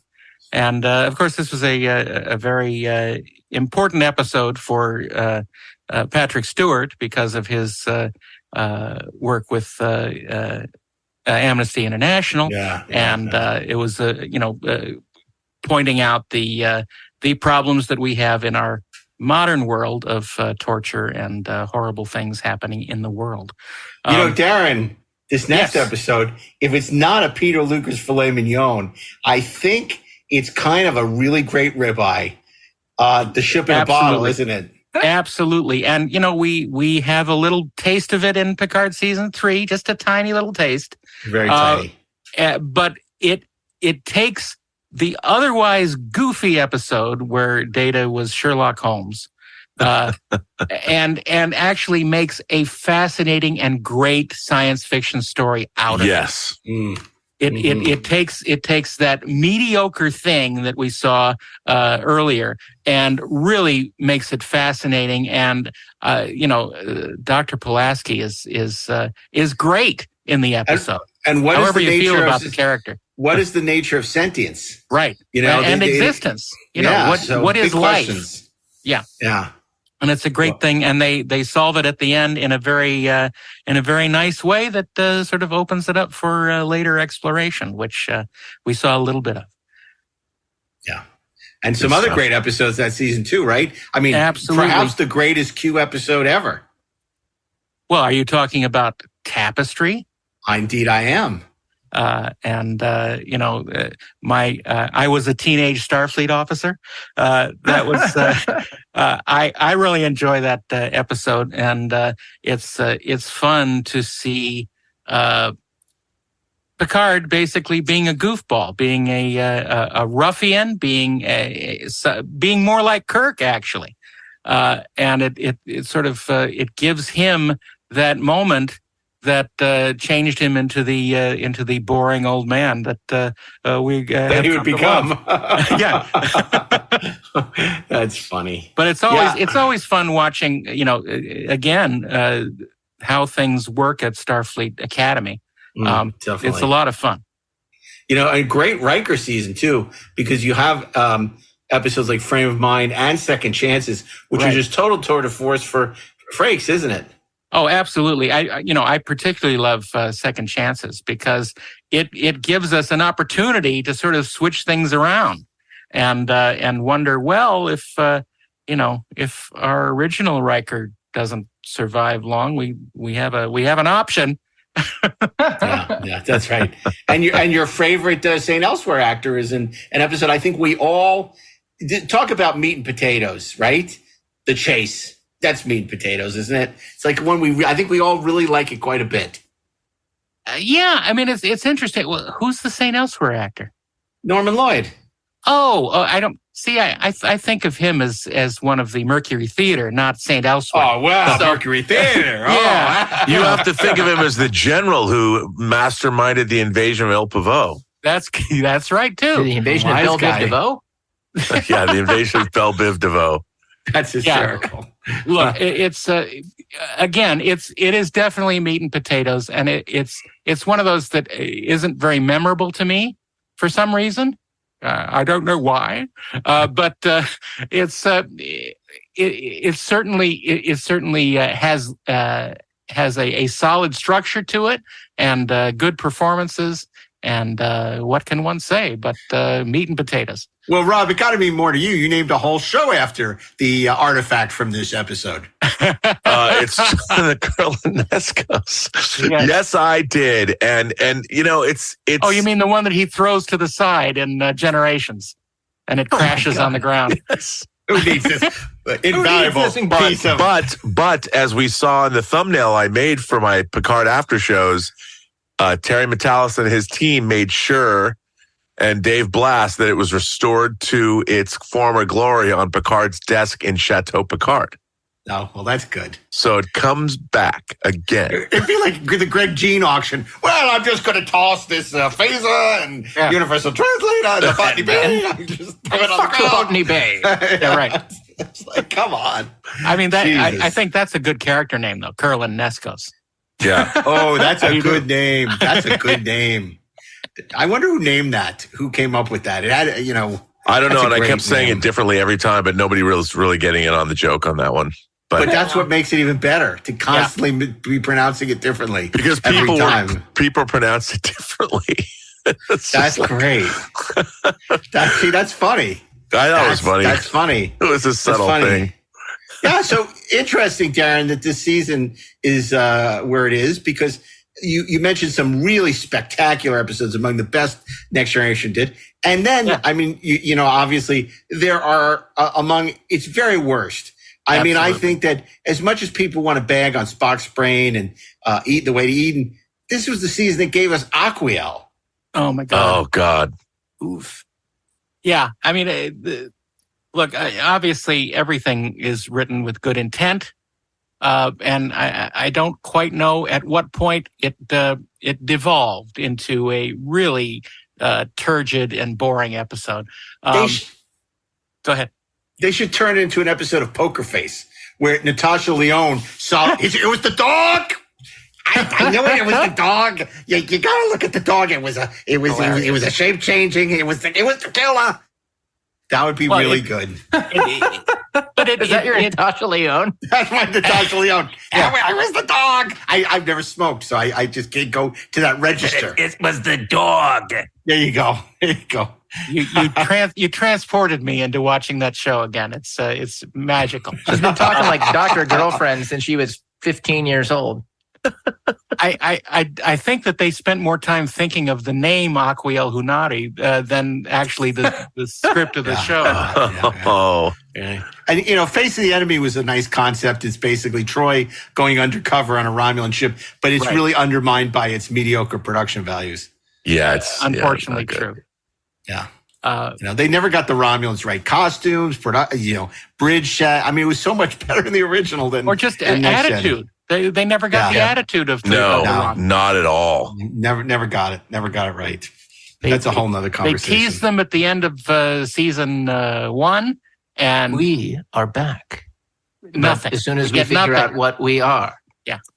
Yeah, we're back, but not so much. Not really. Whatever. We're a shadow of what we were in the original show. So that's season 6 of Star Trek TNG. Lots of great episodes, some clunkers, and and then we move on. Then we move on to number 5. Robert Burnett, tell us what the 5th greatest season of Star Trek is. This is a very interesting episode of Star Trek, an interesting season of Star Trek, because it's both a transitional season and they start leaning into the serialized nature of it, but at the same time, they're interspersing those serialized episodes with total banger one-shots. And it would be Deep Space Nine Season 4. Now, I have to say that we've often talked about how Deep Space Nine was looking for a new premise every and Carmack season. in all the wrong places. Yeah, it's true. And it was season 2 was the Bajoran politics season.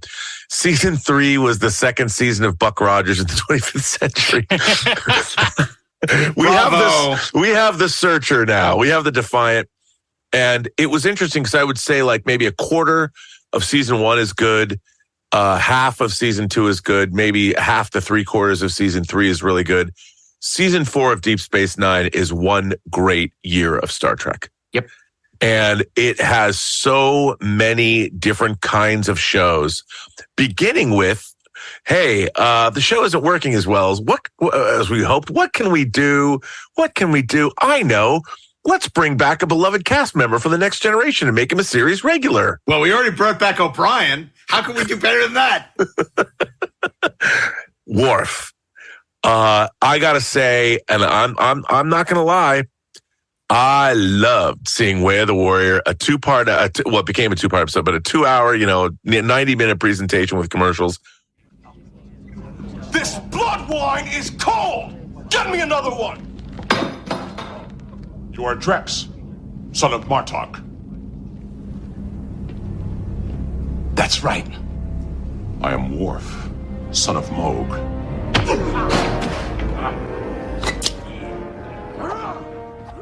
Way of the Warrior, the Klingons attack, the Federation Alliance falls. We didn't know yet that it was precipitated by changelings, really. I don't think they did either.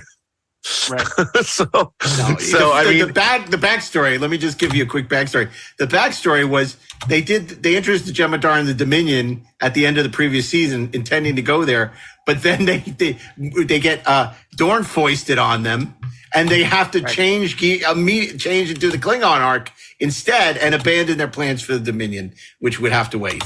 but they kind of drew them together in a way. I mean, it was really interesting. So you get this great action-packed episode. You got fighting Klingons on the promenade. You got Worf in a new outfit. And I have to tell you, I mean, Michael Dorn, I love Michael Dorn to death as a person. I don't think, he was always a little stiff on TNG. He had some good episodes and great moments. Certainly, he had his discommendation storyline. But man, a man re-energized when they bring him on to Deep Space Nine. He was so good on this show. He had something to prove. He knew they hated him. They didn't want him. Yeah, he had something to prove, but also they gave him such great material. And it was a joy to watch, beginning with this episode. He had the weight of the series on his padded shoulders. He really did. He did. And they changed his hairstyle, and I mean, they gave him a ponytail. They'd done it before, but more often. Right. It was just, I love this. So again, they hadn't quite got into the serialized nature the way they do beginning with season 5. Right.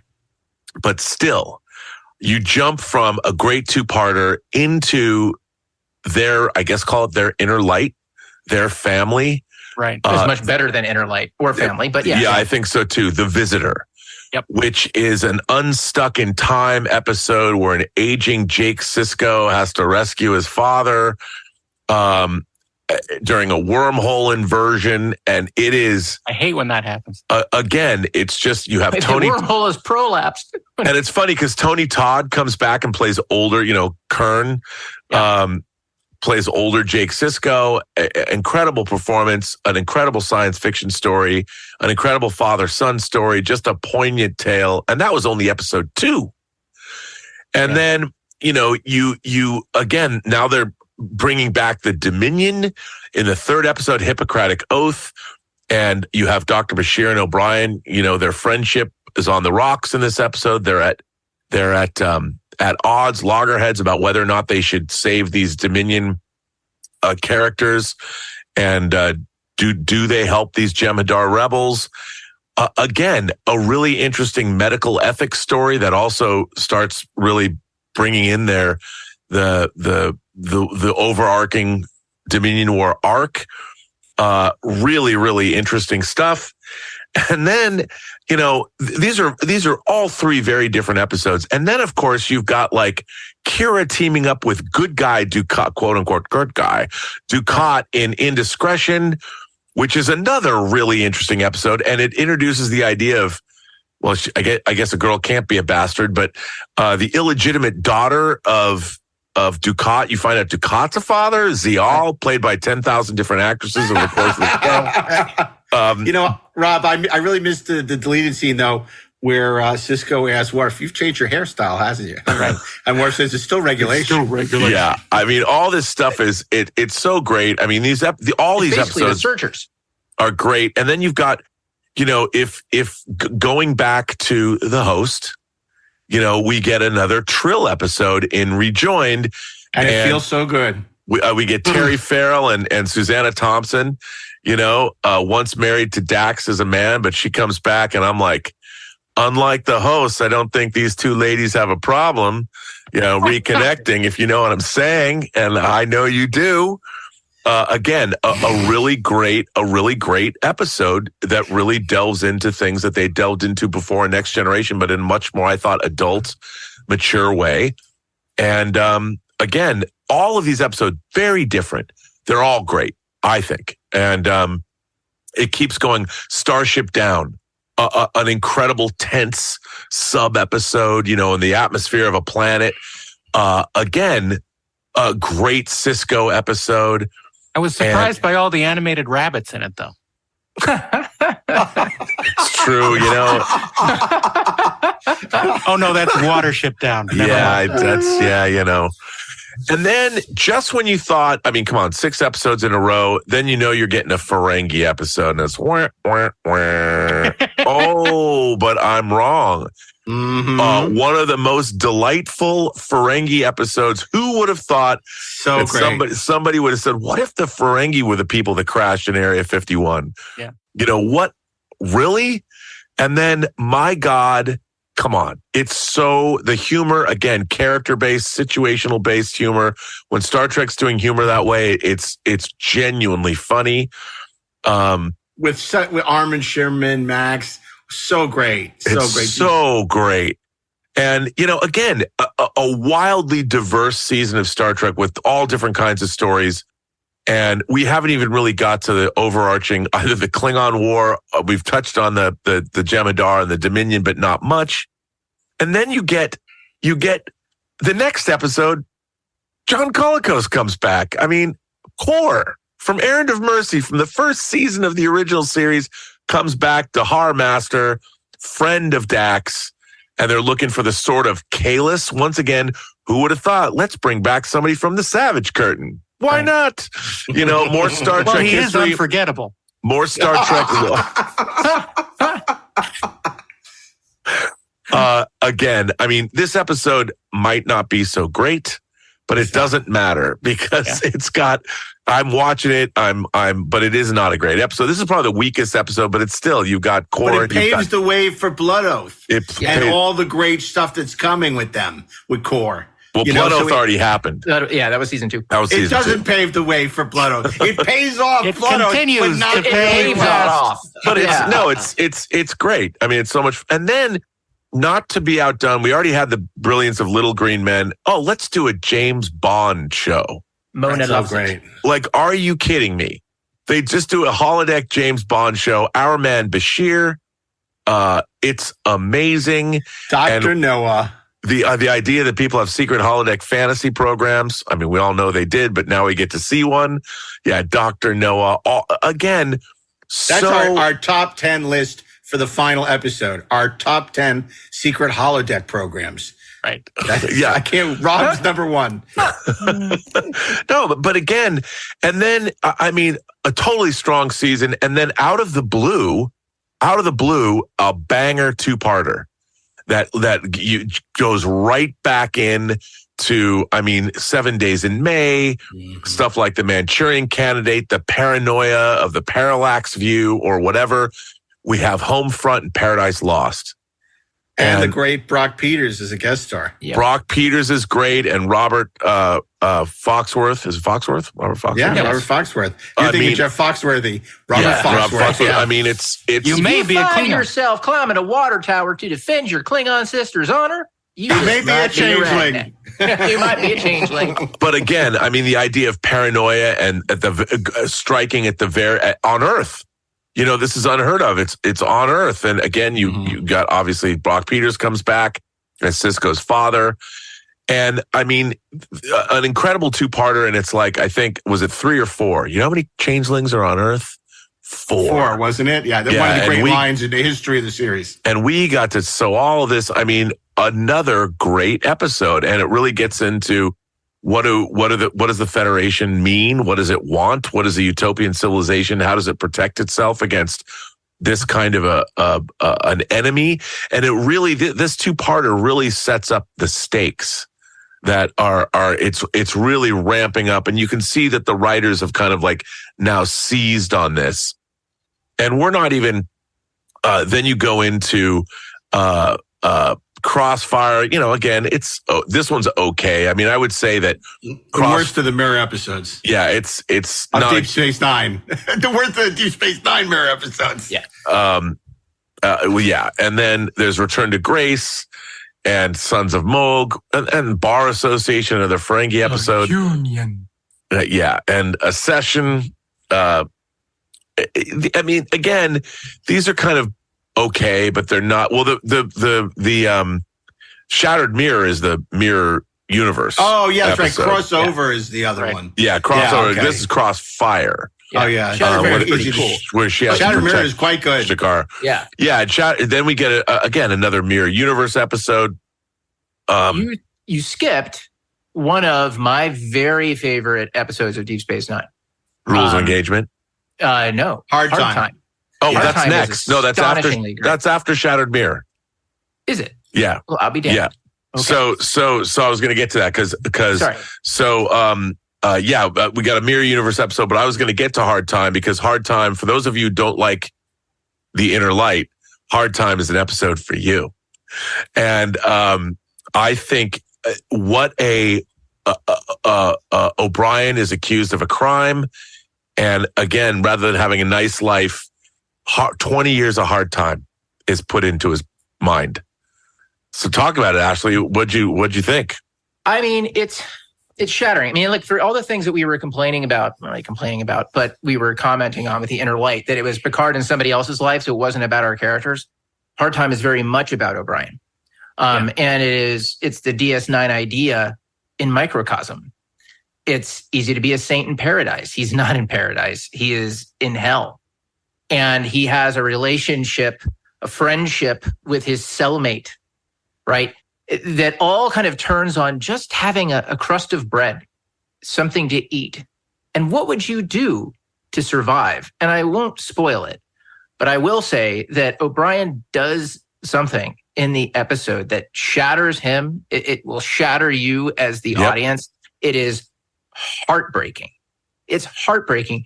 And when he emerges from the experience, it's like, I'm glad that's over. He remains haunted by it, because the point is that those 20 years remain a part of who he is. It's devastatingly great. Devastating. It's so good. So well done. And great production value, too. I always like the way this episode. I would take it one step further. I think it's a better episode than Inner Light. Oh, yeah. I think so, too. Yeah. 100%. And then you've got two. And there's no freaking flutes in it. No flutes. But there is Brett. Yes, there's Brett. And then again, For the Cause, another great Maquis episode. Maybe Cassidy Yates, Sisko's girlfriend's in on it.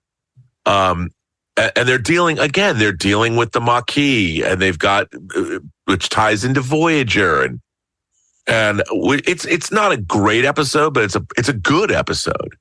Followed up by To the Death, which I think is a great episode. Yes, and To the Death, my God, bringing back an ancient gateway. The Iconian Empire, where you go all the way back to season 2. Of Demons of Air and Darkness. Yeah, good. Oh, the Iconian. Yeah. No, I was thinking the Preservers, but no, it's an Iconian gateway. That's right. It's Iconian gateway. Yeah. And Clarence Williams III is amazing. Amazing. As Jemadar. And then I have to say that then I did skip over the Muse, which is a Luxwana Troy episode. Oh, yeah. But Meg Foster's in it. So okay, well, there you go. Yeah, to put that in there. But then we come to The Quickening, which is a crossover with Highlander. Yeah, I was going to say that. I love The Quickening. I think The Quickening is great. The Quickening is a great episode. Again, dealing with medical ethics, and man, it's really hardcore because that disease. I mean, it's a genetic. It's a weaponized virus that the Jemadar have created. And it's a horrifying episode, I think. But it's a really, really great episode. And then this is kind of a weird thing, but episode 24, the penultimate episode, Body Parts, it's a Quark episode where he's trying to get rid of his belongings before he dies, and he finds out he's not going to die. And I don't know why they put this here. I guess they needed an episode here. Yeah. And then Broken Link, the final episode of the season, which really sets the stage for the rest of the series. He has to go back to the Great Link. Yeah. And because he's going to be judged by his people for killing. Ape shall not kill ape. Changeling shall not kill changeling. But he did. He gets an error 404. And what's going to happen? Error 404. So all in all, I would say this is an incredibly strong season of Deep Space Nine. It has great diverse episodes in terms of stories being told. All the characters are really well served. You have different relationship. The O'Brien-Bashir relationship is serviced. The Kira Dukat relationship, Cassidy Yates and Sisko. Really just a very strong episode of a very strong season of episodes that are wildly different and yet you start to see the threads of the Dominion War really take hold. Mm-hmm. And it's great. Ashley, isn't it a great season? This is a great season. Yeah. Even I'll say it's a great season. Your mic is off again, Nash. My stupid mic hates me. Stop turning your mic off. I keep touching it in the wrong place. I'm touching my mic inappropriately, and it turns on. No, it's a truly great season, and it's honestly it's a testament to how great Star Trek can be. That we look at that and we go, you know what? It's not number one. Right. That's how great the rest of our list is. Mm-hmm. But we're getting closer to number one. And at number 4 is a season that's a lot more fun to watch than by all accounts it was to make. This was a brutal season, which left a lot of bodies figuratively on the floor of the Hart Building, because this was a time of dramatic change in the franchise. It started with Michael Wagner having a nervous breakdown and quitting the show. To be replaced by a former network censor who had gone on and started writing for shows like Simon and Simon, and was an unlikely savior for a show that had stumbled around the first 2 seasons with a combination of meat and potatoes, rotten potatoes, and the occasional classic, but very few and far between. But that was all about to change in season 3. One of the most important seasons in the history of the franchise. This was make or break. If this season hadn't worked, you could have very well seen the end of the Republic and you could have very well seen the end of Star Trek as we know it. This could have been the end, but Michael Piller comes along. He turns the aircraft carrier around and leaves a legacy of some of the greatest Star Trek episodes of all time. These include Rob and I's favorite episode, The Survivors, nice tea, good house, nice tea. The brilliant Who Watches the Watchers, in which aliens mistake Captain Picard for God. When we all know, of course, they should be mistaking Kirk for God, but no. It's a wonderful episode where they begin to worship the Picard, and he has to convince them that he's not a deity, just an advanced civilization, and it deals a lot with behold, a god who balds. The god who balds? Wow. If he was a god, he wouldn't be bald. There's the wonderful episode, The Enemy. Next time on Star Trek, The Next Generation, Geordi is missing in action on a deadly planet.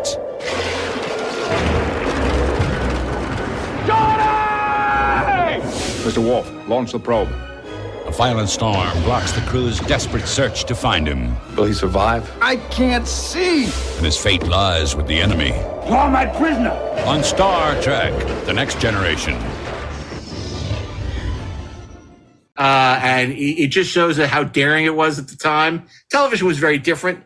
That Michael Dorn felt that by not giving blood to the Romulan, he would be assassinating his character, and begged them not to do it. And they stood firm that this was the only right thing for that character. Character first. And Michael Dorn's Worf doesn't give blood to the Romulan. The Romulan dies. It's a fantastic, powerful episode. So it's good. enemy mine, but done extremely well. Yeah. You got episodes like The Defector, where James Swyan is one of the few actors who seem to get a Romulan right. Is he for real, or is he a double agent? Well, we'll find out. And there's a lot riding on us being right about this. Great episode. High Ground has some interesting action. It's not a great episode. Deja Q is a middling Q episode. It's probably on the upper end of the Q episodes. There's some really funny stuff, like certainly when he gets his powers back and has a mariachi band on the bridge of the Enterprise. And it has that fun teaser where he appears naked on the bridge and goes, "Red alert." But it's an interesting episode, although not great. But what is great, and it just goes to see how the hard, fast crucible of television can result in genius, even under the worst of circumstances, written in a mad dash by multiple writers over Thanksgiving because they desperately needed to get a show on the stage when they returned from the holidays, was Yesterday's Enterprise. Still, to this date, one of the great hours of Star Trek television that holds up. Brilliantly directed by David Carson, wonderfully written by a gaggle of writers, what we call in the trade a gangbang. And it was absolutely spectacular. Then you have The Offspring, which marks the debut of a hot young director, Jonathan Frakes. Sins of the Father, which kicks off the Shakespearean theatrics of the Klingon discommendation arc. I finally got that right. Captain's Holiday. Next time on Star Trek The Next Generation, Captain Picard's holiday becomes a romantic adventure. From the moment I met you, I knew you were going to be trouble. A seductress lures him on a quest to find a weapon from the future. Perhaps I should kill you and then take the disc. But if it falls into enemy hands, it could spell disaster. You will return what is ours. On Star Trek The Next Generation. Despite all its flaws, is the episode which introduces, at least for the first 30 minutes, is a hoot and introduces Patrick Stewart to Jennifer Hedrick. And the audience also falls in love with Jennifer Hedrick as Vash. Terrific episode. There's Hollow Pursuits with Troy as the goddess of empathy, where Barclay is using the holodeck to conjure up God knows what. But it again shows us the dangers of VR and AI, and very, very much ahead of its time. Fascinating episode. This is our introduction to Barclay. Yeah, where basically Barclay is a porn addict, and I don't know about that. Yeah, that's what it is. And you have the gamer. trouble. He's a gamer. He's a gamer who's a porn addict. You could make that argument that he's obsessed with his video games. Although I don't think he'd be conjuring up Troy as the goddess of empathy on the. It's great when the cast. The crew has to react when they find out the fantasies that Dwight Schultz as Barclay is creating on the holodeck. It's a lot of fun. The Most Toys is a very troubled episode because of the suicide of David Rappaport. The episode had to quickly be reshot with Saul Rubinek. And I have to say, I was in an elevator with Saul Rubinek, and I get nudged by my wife. She says, "Oh, he looks very familiar." And I didn't want to say, well, that's Saul Rubinek from Next Generation, because, of course, Saul Rubinek has been in so many brilliant things like True Romance and stuff. But it's funny. The first thing that comes to me, too, is like, oh, yeah, he was in the Most Toys episode of I'm sure he would not have. The Duck of Death. That's right. That's right. You have the return of Mark Leonard in the Alzheimer's allegory, Sarek, which is incredibly moving and powerful. And ironically, one in which the powers that be didn't even want to mention Spock, which was a bizarre thing. Thankfully, they did, and it completely lands. The bizarre Menage a Troy, which is, another one of, I think if the Deep Space Nine had the Ferengi episodes, which were constantly clunkers, you could also say that the majority, although not all, of the Lwaxana Troy episodes on Next Generation were usually clunkers. But occasionally that wasn't always the case, but mostly.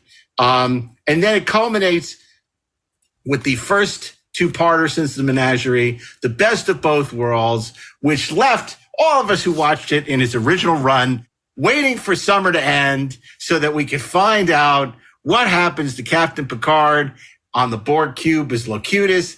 It is a spectacular show that attracted hundreds and thousands of new viewers to Next Generation, and basically announced to the world this is a show to watch. Yeah. That's why Star Trek Season 3 is number 4 on our list of 100 greatest, 100 of the 10 greatest Star Trek greatest hours. It only seems that way. We have a long way to go, boys. It only seems that way. We'll get there. We're almost there. What do you guys? Would you agree, Rob? Season 3 is appropriately placed at number 4. Yeah, I would. I mean, it really was, like you said, it was such a leap beyond season 2 and 1. Yeah. It's like watching a different show. It's funny because it was really the change of costume. In the first episode the first episode of the season, when Beverly comes back, that they hadn't quite settled on the costumes yet. They were still, it wasn't, they hadn't finalized them. And then when they finally did, it just felt like this is a more adult show. Like the more substantive costumes made sure that the show itself. And a new DP, Marvin Rush joined Marvin Rush came on board. Looked better in every way. And you really saw that in episodes like Yesterday's Enterprise and when they'd go into the Planet Hell set, how it wasn't even until we got the Blu-rays that you could really see how beautiful these episodes were photographed, because all we had was the video versions and they couldn't hold the colors very well. And I remember working on the documentaries when they would send us the new episodes finished. It was season 3 was Roger Lay and I were just like, oh my God. Because other than the people at CBS Digital, we were the first people outside of to see them. Right. And it was like watching it was stunning. Marvin Rush's photography with all the different colors. We never saw anything like it. That was when it was magic. It was really, those restorations were absolutely magical. And for the first time, because the show never had real blacks. It was like this sludgy gray video noise. Because it was finished on video. And we'd seen it in low def in 133 on CRT TVs, and then horrible DVDs that were terrible. And to finally see it in its glory, I mean, Marvin Rush really did wonders for that show. And even Evolution, which was the season premiere, is not a particularly good episode, but it's a really good looking episode. Yep, it looks great. Yeah. Okay. Well, that brings us to number 3. And you may be thinking, well, that was Star Trek season 3, and we're only up to number 3. What could be better than that? Well, Ashley's about to tell you. Deep Space Nine, season 6. A season of Star Trek unlike any other before or since. Mainly, well, actually, that's not quite true, because I think that it wasn't until Picard season 3 that Star Trek really effectively strung together, such a compelling arc of interconnected episodes over such a long time.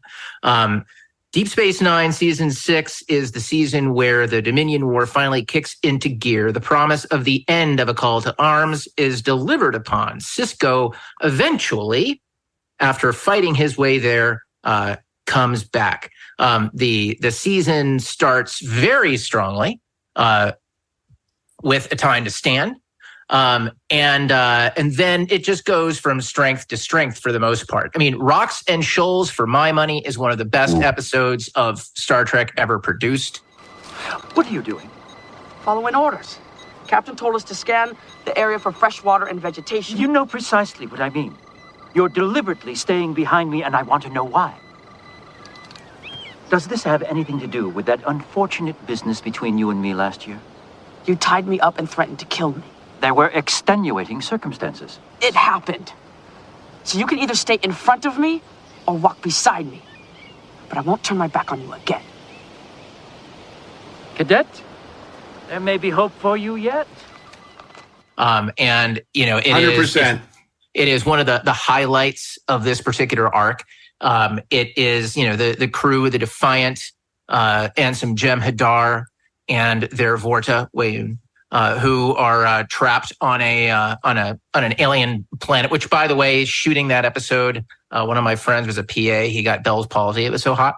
But it's great because it really highlights the difference between Starfleet and the Jem'Hadar, and Sisko and our guys coming to grips with what they're up against. They are not fighting Klingons or Romulans or Cardassians or anybody who thinks about war and death in the same way that Starfleet does. Right. The Jem'Hadar are not individual people who think, well, I have a family that I have to take care of, or I have ambitions. They have no family except one another and the founders. They have no ambition other than to serve the founders, right? Like, we're already dead. Like, that is, you know, that is their motto. That is their battle cry, right? This is a story about realizing that, you know, you may want to come to a peaceful agreement with them in the end that can save everybody. But even though the Jem'Hadar are marching into an ambush in which they will all be killed, and they know it, they do it anyway. And that's what makes the Jem'Hadar terrifying. This is, to me, the episode that really solidified just how scary the Dominion was. Yes, the founders were scary, but the Jem'Hadar, in their own way, were as scary as the Borg, because they are just as implacable, and frankly, maybe more so. So yeah, Rocks and Shoals, amazing. I could talk about it all night long, but I won't. But look, there were great moments throughout this arc. On Deep Space Nine, there's a whole runner of Major Kira, and she is stuck on the station as the Bajoran liaison as it's being occupied. And there is an astonishing moment where a Bajoran monk commits suicide, right? Evil must be opposed. And it wakes Kira up, right, to what she has to do and what her responsibilities are in the war. And it's a reminder to everybody that evil is real and it exists. And look, it's funny because we talk about Star Trek a lot in the sense of, well, there are no villains. Well, I don't know if that's true, man. I think that the truth of the matter is that in Star Trek, there is evil in the world. And the aspirational aspect of Star Trek is not that everything is just going to be fine. The aspirational aspect is that we can be better people. Starfleet is who we want to be, right? These are the kind of humans that we want to turn our kids into, that we want to grow up and be. And what was great about Deep Space Nine, especially in this arc, was that it tested those aspirations and it tested these people in ways that they had never been tested before in Star Trek. And then, of course, we get to Favor the Bold and the Sacrifice of Angels, which is a two-parter inside the six-parter where Starfleet goes to retake the station. And man, it is just cool. And for my money, there is no better moment in Star Trek, just in terms of depicting space battles than retaking Deep Space Nine and the moment that the Klingons come in out of the sun and they're on our side. It is just badass beyond words. Yeah, it's amazing. I cannot wait to see that remaster for high def. Oh, so good. I'm so excited. I don't know when that's how long it's gonna take for this all to come together, but it's in the works and I can't wait. I will rewatch all of Deep Space Nine in high def from episode 1. Absolutely. As long as they retain that 4:3 aspect ratio. Yeah, I think they will. Don't you think? I haven't heard anything about. Oh, you're hearing they're going to go 16:9? That would be unfortunate. I mean, would they cut off heads and? Well, here's the thing. I mean, the effects weren't finished for 16:9. They didn't protect. That we showed that in our. We started doing Next Generation. There was talk about that from the very beginning.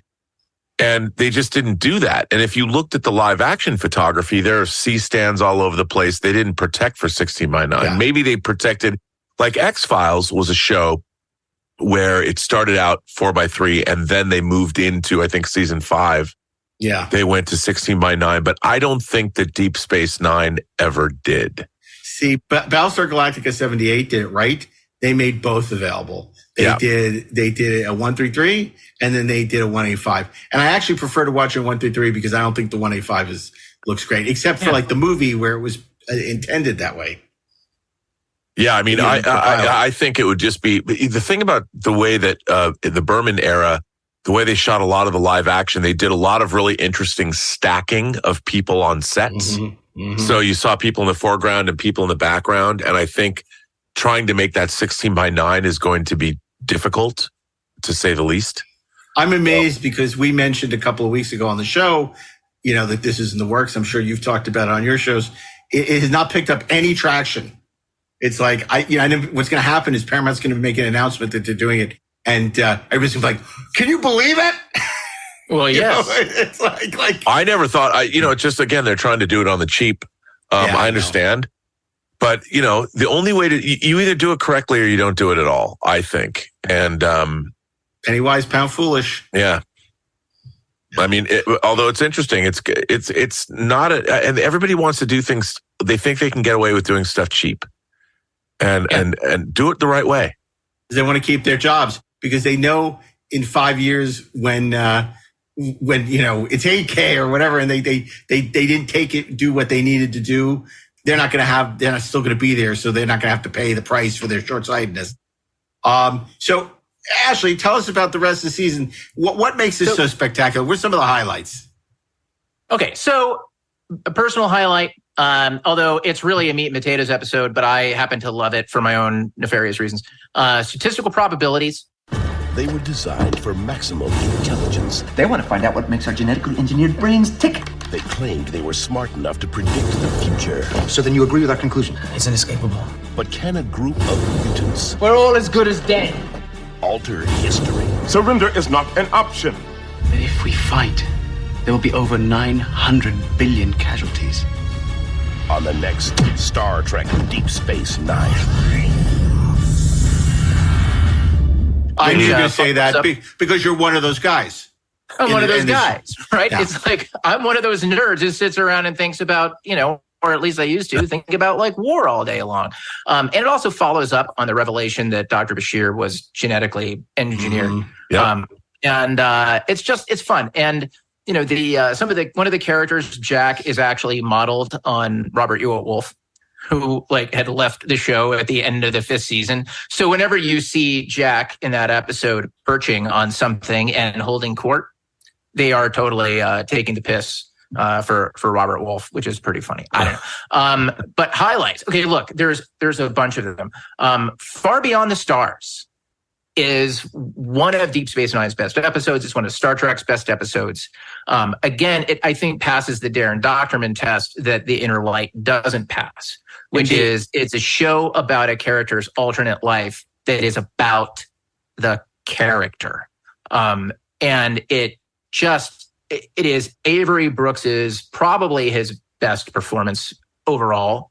Although I think once the guy was allowed to grow a goatee and shave his head, he was brilliant from that point on. It's beautifully written.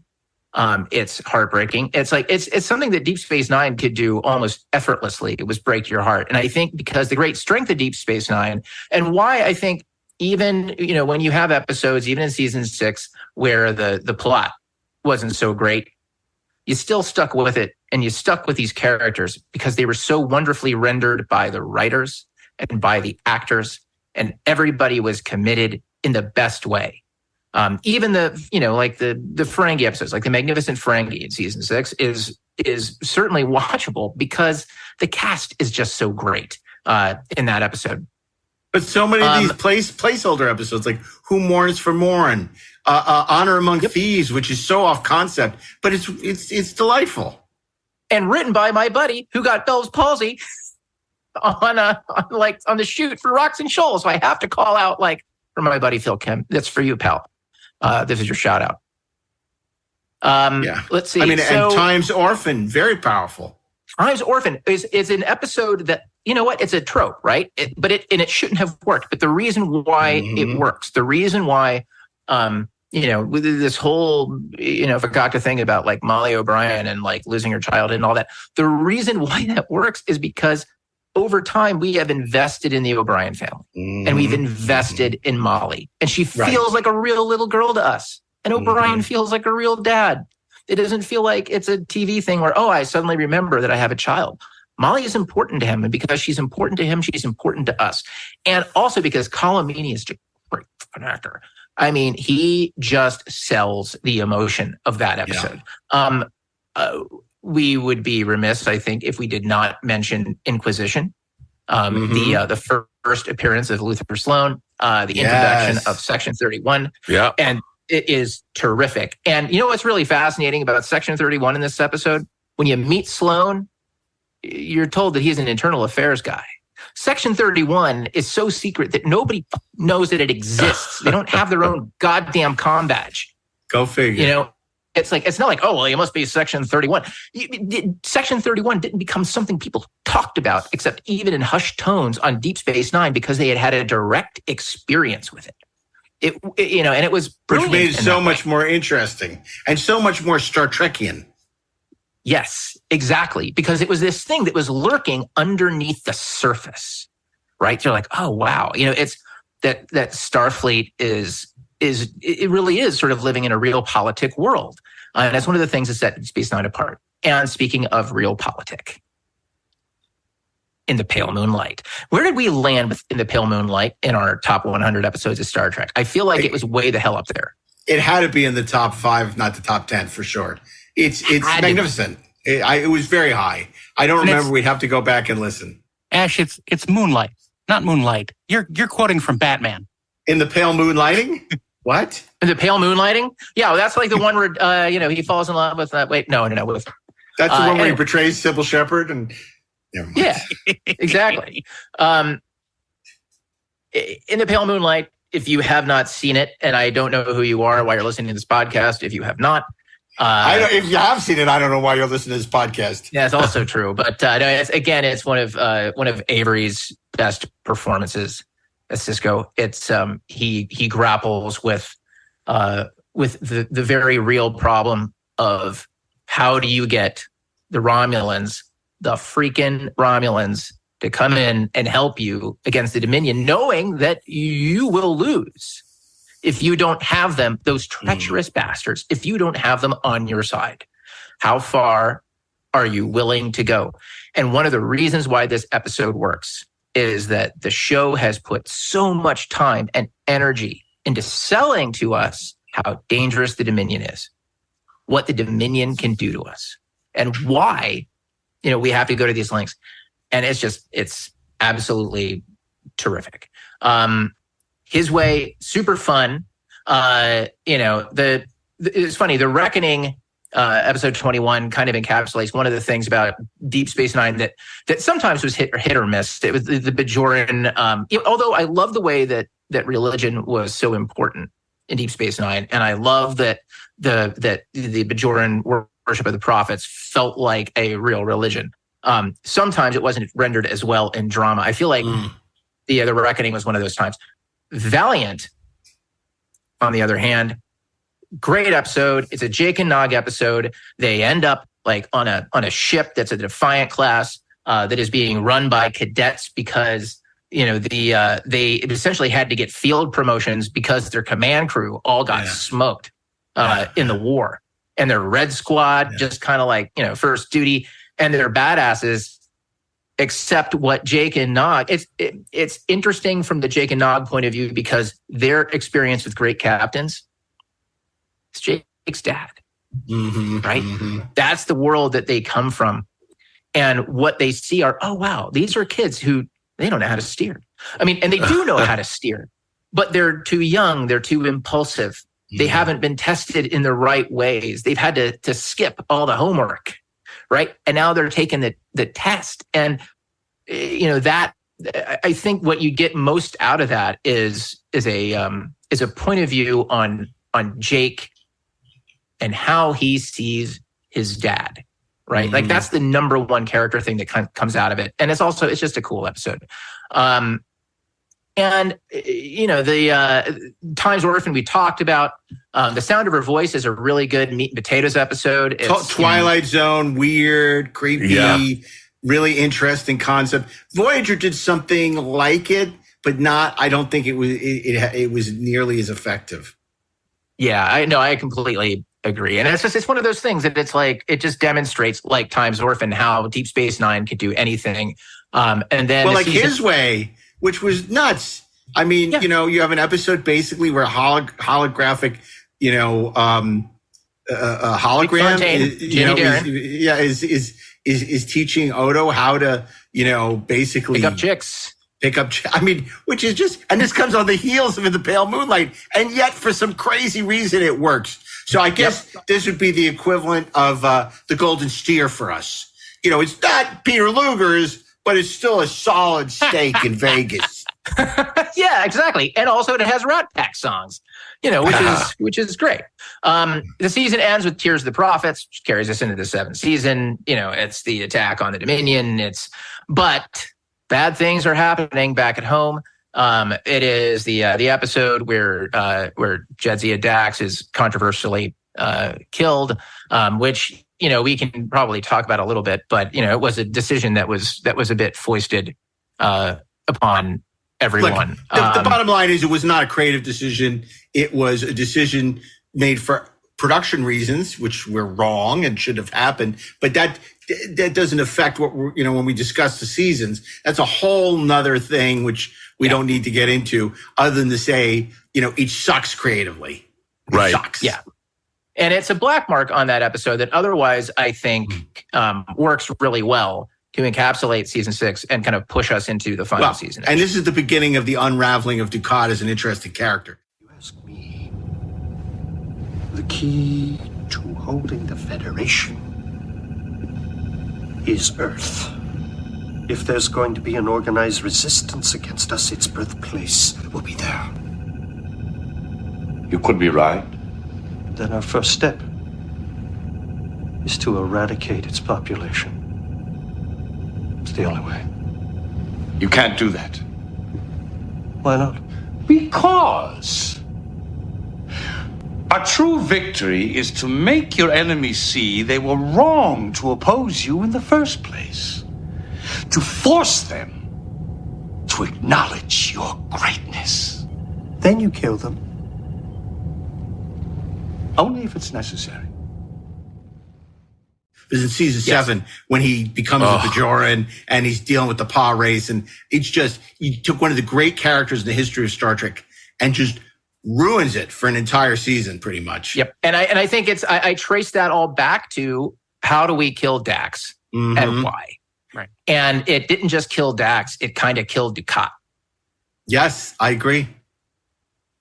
Yeah, I agree. But otherwise, it's just a magnificent season. It's a magnificent season. And that's why it's our pick for number 3 of the greatest Star Trek seasons of all time. So now we're really getting down to it. We're in hour 9 of our, I hope you're still out there crying in the dark. Right in the dark. You're going to finish this sometime. Do we have enough bandwidth to post this episode? I don't know. So we're about to get to our second greatest Star Trek season of all time. And there's still so many seasons out there that haven't made the list, shows that haven't made the list. And there are audiobooks shorter than this episode. Their audiobook, yeah. The Great Gatsby. You could have listened to The Great Gatsby audiobook instead of us, and that probably would have been a good choice. So, Rob Burnett, tell us what our second greatest Star Trek season of all time is.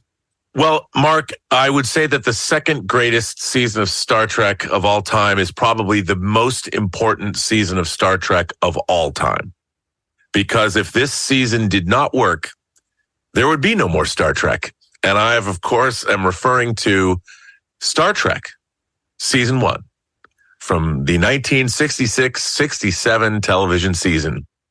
It's hard to believe when you really think about where Star Trek is today that Star Trek debuted in the middle of the 1960s, but it did indeed.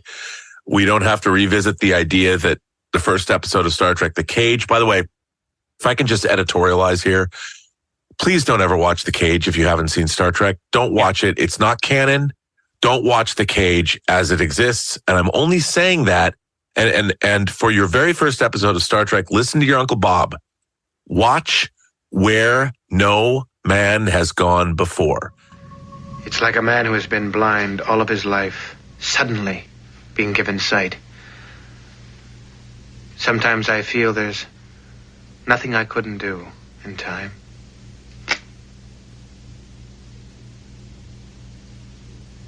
Some people think that makes me a monster, don't they, Jim?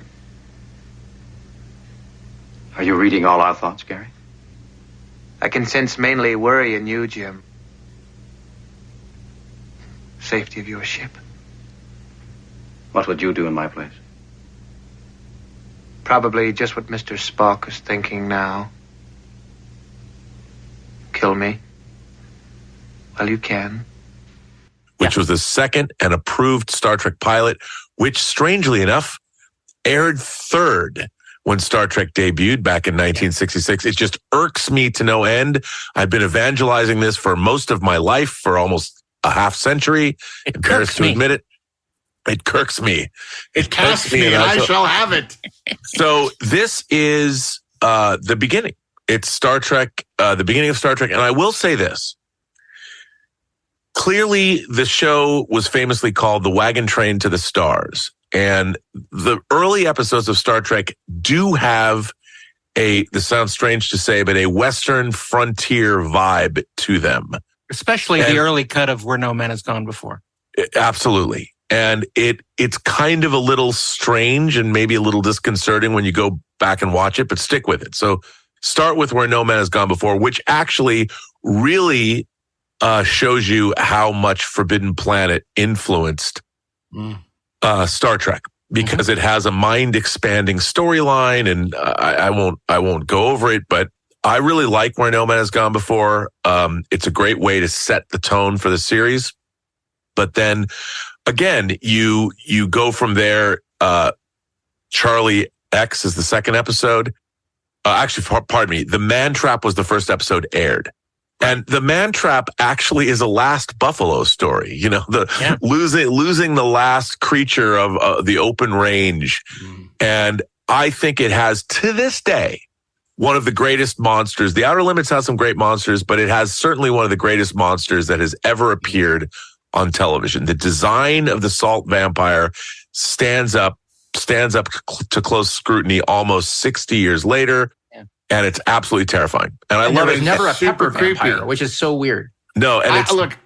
Oh, go ahead. I think that episode, as much as I don't think it's like, I guess it's meat and potatoes again, but it's so creepy when Uhura gets into that elevator, and you know it's the creature, and they're talking. And it's just one scene of turbo lift between two characters. Yeah. And that may be like the creepiest scene in the history of Star Trek. I mean, it's amazing. So there's so many great moments in that episode. You know, and as you said, the creature's phenomenal. It's phenomenal. And there's a deep, the way it takes you through this monster of the week action adventure, finding an old homestead, alien civilization. But there's also a real melancholy and a real sadness at the end of this episode. And it shows you how Star Trek, first of all, was very serious. It took itself very seriously. But yet it still had a pulp sci-fi element to it. And as it moved along, I think it found a better balance. But the first couple of episodes, they're very different in terms of their tone. I mean, it's interesting because Charlie X, the second episode, Kirk kind of takes a young boy under his wing that should have been played by a younger actor, I think. But it's okay. And then... but what you're saying is so right. Everything is so different. All the episodes you're about to talk about are so different. But even an episode like Charlie X has this great moment where Kirk says, there are a million things in this universe you can have and a million things you can't.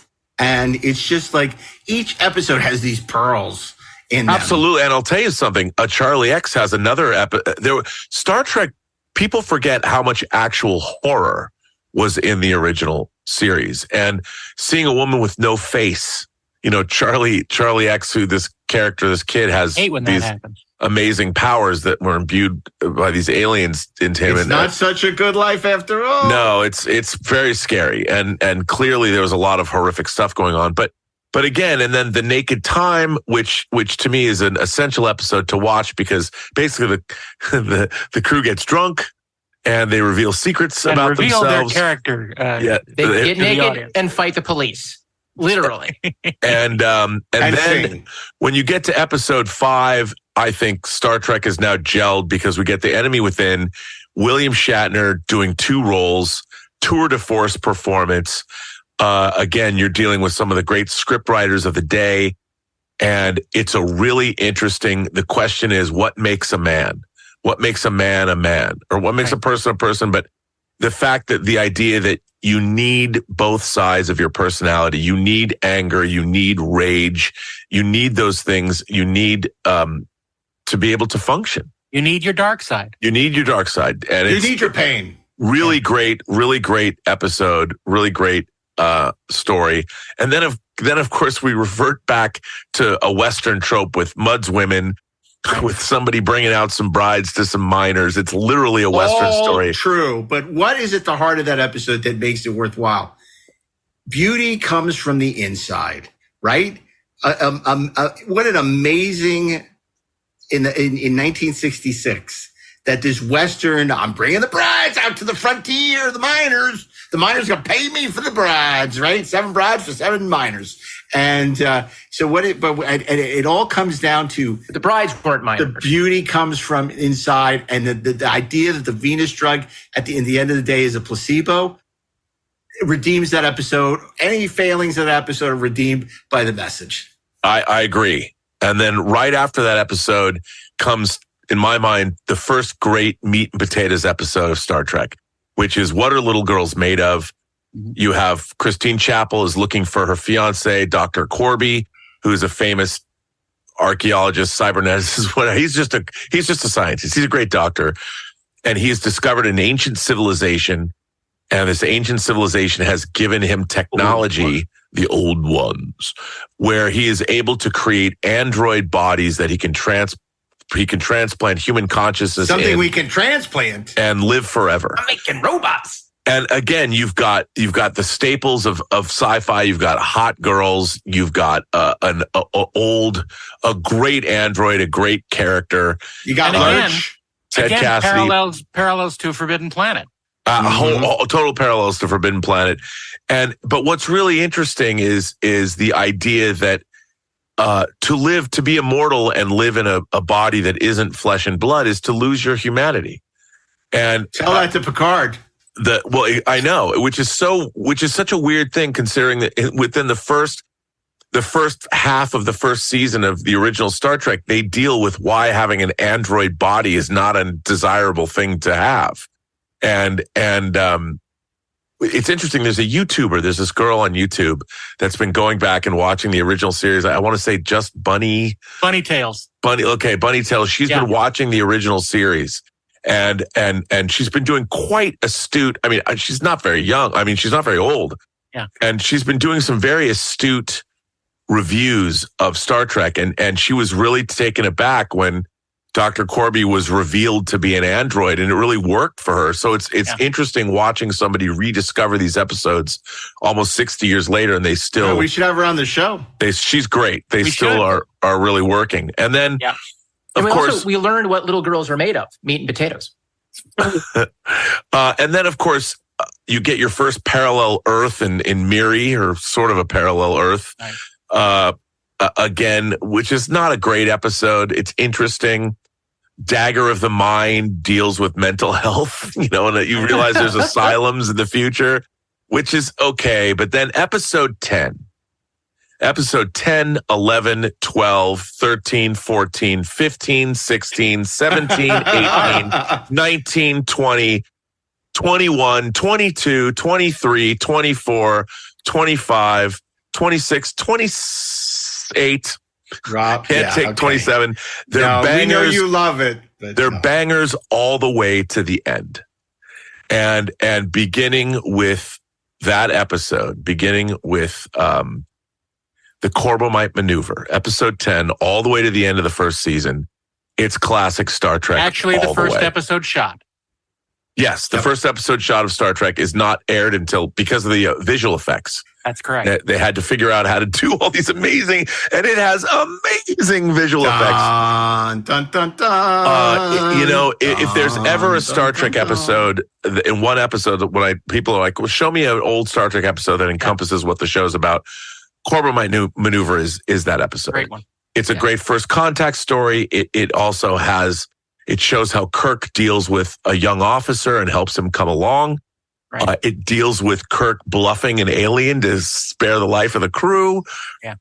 It shows not chess, Mr. Spock. Poker. There's truly awe and wonder in the episode. I remember when I was a kid, seeing the first Federation's ship, the Fesarius, pull up on the Enterprise is still to this day, in any movie or TV show, one of my favorite visual effects of all time, because the speed at which the Fesarius pulls up on the Enterprise that you think at the time was the biggest thing in space, and how it's dwarfed.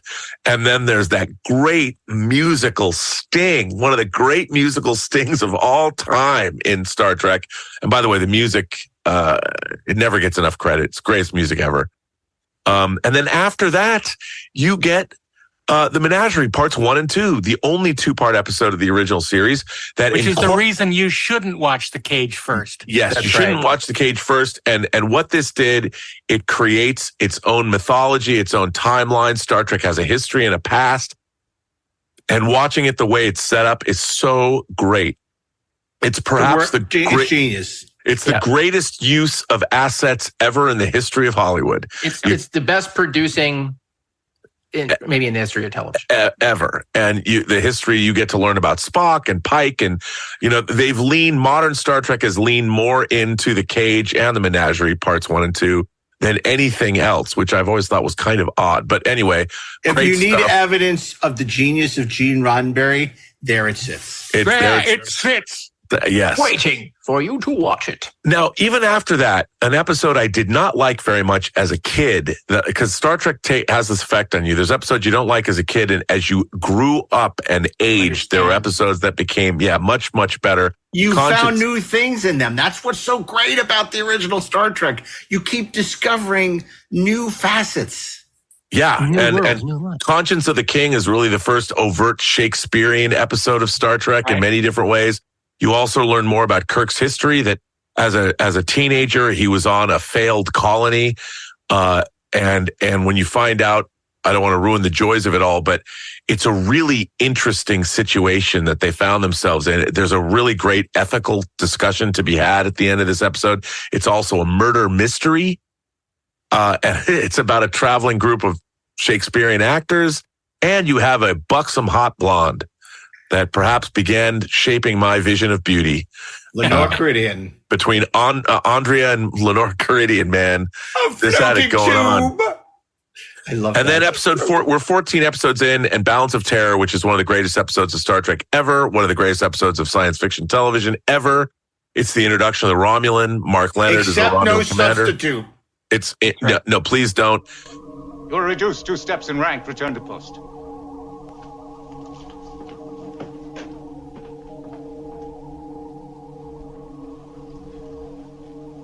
Take care, Commander. He has friends, and friends of his kind mean power. And power is danger. Danger and I are old companions. We've seen 100 campaigns together, and still I do not understand you. I think you do. No need to tell you what happens the moment we reach home with proof of the Earthmen's weakness. And we will have proof. The Earth Commander will follow. He must. And when he attacks, we will destroy him. Our gift to the homeland, another war. If we are the strong, is this not the signal for war? Must it always be so? How many comrades have we lost in this way? Our portion, Commander, is obedience. Obedience. Duty. Death and more death. Soon even enough for the praetor's taste. Centurion. I find myself wishing for destruction before we can return.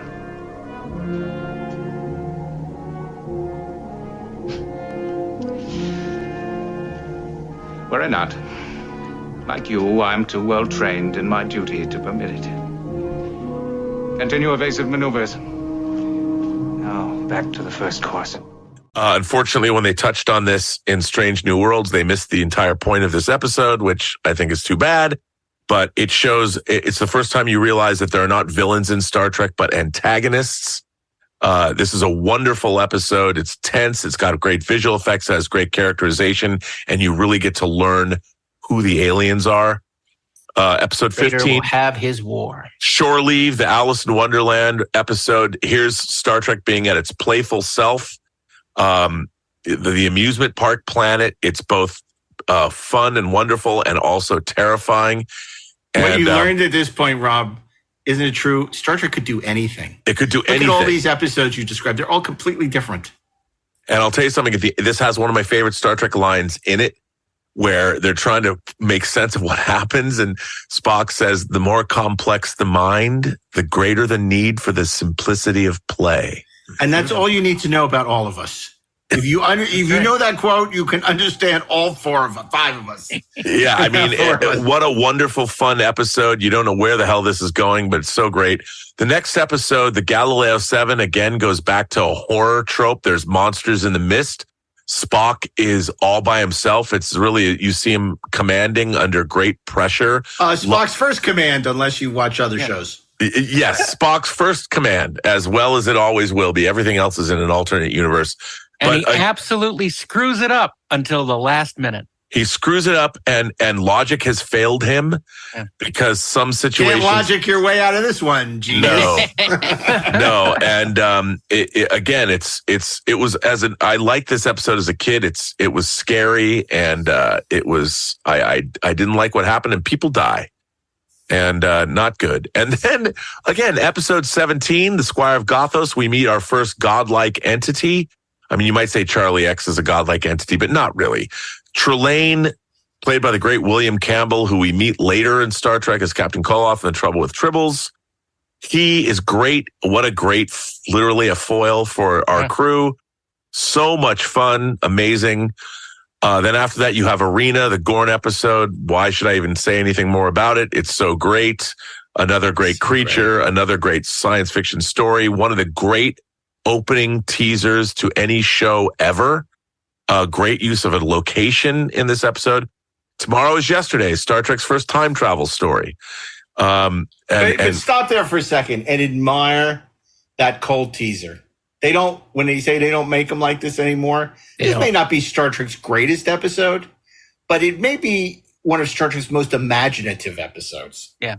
You know, now time travel is de rigueur, but imagine watching a show, you know, it's a space show like Lost in Space or, you know, any of these shows we watch. Suddenly, you're like, did I tune into the wrong channel? Like it's the 20th century and 1960, and they're like an Air Force jet, and like, wait, is it preempted today? And then suddenly they spot the Enterprise as a UFO. What is a better teaser than that? No, it was.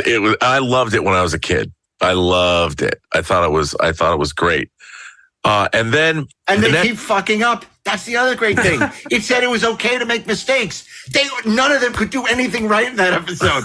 And they keep digging a bigger hole for themselves. Yeah, right? And it's great. Which is great. Oh, wait. We accidentally took this guy and showed him the ship. Now we can't return him. Oh, wait, we got to return him because he's going to have a son that goes on the Saturn mission. I mean, it's just so brilliant.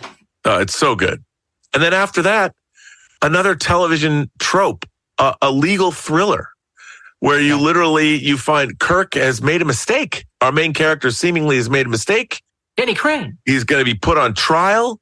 Again, you have a great character actor coming in and playing Samuel Cogley, one of the great, characters. We only saw him once.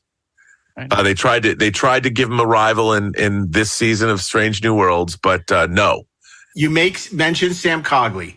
But don't underestimate, as Andrea Kindred told us on this very show, the importance of Percy Rodriguez as Commodore Stone, who outranks an African-American in 1966, who outranks the white captain of the ship. Well, I was going to bring that up in the sense that now somebody back then, they imagine it's 1966, 67. They cast, by the way, not just a black actor, an incredibly handsome black actor who has an incredible voice, who commands the screen, and the first thing, he can dress Kirk down. I'm willing to, Mark, you might speak to this. Did they clear that with anybody? Or did they just do it? Did they just cast him? That's a good question. I think it might have helped that Stanley Robertson, who was the network executive, was African-American. Like he may have cut them a little slack on those fronts. Yeah. At the time, NBC was under a lot of pressure. So they were, trying to have more diversity.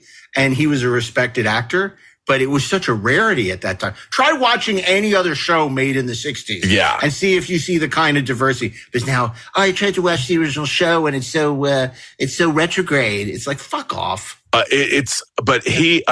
remember just the way he was dressed, his uniform, his look, you just knew right away it was the perfect casting, because if you're going to cast somebody that's a great word. You're going to cast somebody that outranks Kirk, he had to be regal. And you believed it, man. He had gravitas, and it was awesome. And it was a great story. And then again, you jump to the next episode, Return of the Archons, another great meat and potatoes episode. Our first crazy computer has taken over a whole civilization episode.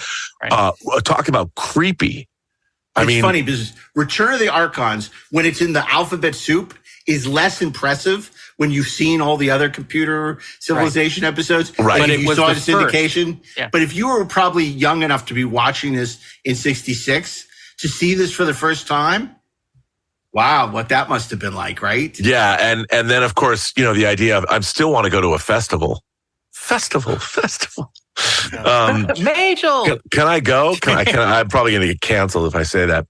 And then, of course, episode 22, we are introduced to Khan, Noonien Singh. Beyond the darkness, beyond the human evolution, is Khan, a genetically superior tyrant. Exiled to a barren planet, banished by a starship commander he is destined to destroy. Left for dead, he has survived. I'll chase him round the moons of Nibia and round the Antares maelstrom and round perdition's flames before I give him up. And there's so many interesting ideas. We find out more about Earth history. There was the eugenics wars because we're still not very far away from World War II. And this episode was made 20 years after World War II, talking about eugenics, controlled genetics, designing a race of Ubermensch, it dealt with that. And there's great concepts like the people that designed these people forgot one thing: superior ability breeds superior ambition. Right. And, the character of Khan is not an evil man. He was just designed. I'm not bad. I was just drawn this way. Khan was casting Ricardo Montalban. I don't care if he was a Mexican playing a Sikh. I don't care. He was amazing. He's so good in this episode, and he is noble, and he was the best of the tyrants. And we get to meet him. And I think it's essential backstory to enjoy. And again, they've gone back to the well a number of times, and apparently, who knew that he had descendants that are still being ridiculed 300 years later? I don't know. Whatever. And then he did it because that was what he wished to do. The amazing thing is, this is where you see, the 60s television tropes, impact the show, because I know a lot of people, Space Seed's a top 10 show for them. It's not, because to me, it culminating in a fisticuffs in the engineering, it makes it less than great. Yep. Whereas the character is brilliant. The setup is brilliant. Obviously, the scene when they're dining together is one of the greats. Right. There's a moment in this I love, and it tells you everything you need to know. He's there. He's threatening. He's going to kill Kirk in the decompression chamber, and he's trying to get the crew to fall in with him. Yeah. And he doesn't want to hurt anybody. He's like, look, every one of you is going to go in there, die while the others watch. It's so useless. It's so useless. He gets so frustrated. Saying, stop being idiots. I'll let you all go. Just join me. It'll just be help fun. Me out. Yeah. I need you. And it's so, when would you see a villain do that? Yeah. And even as a kid, he's brilliant in it. And then after that, we meet Elias Sandoval and, Leela Kalomi. Leela Kalomi. Spock falls in love. People get hit with the spores.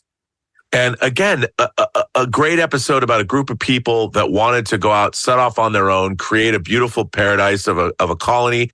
And you realize at the end it's all fake. Is that the bliss that they found was not because they created it. It was given to them.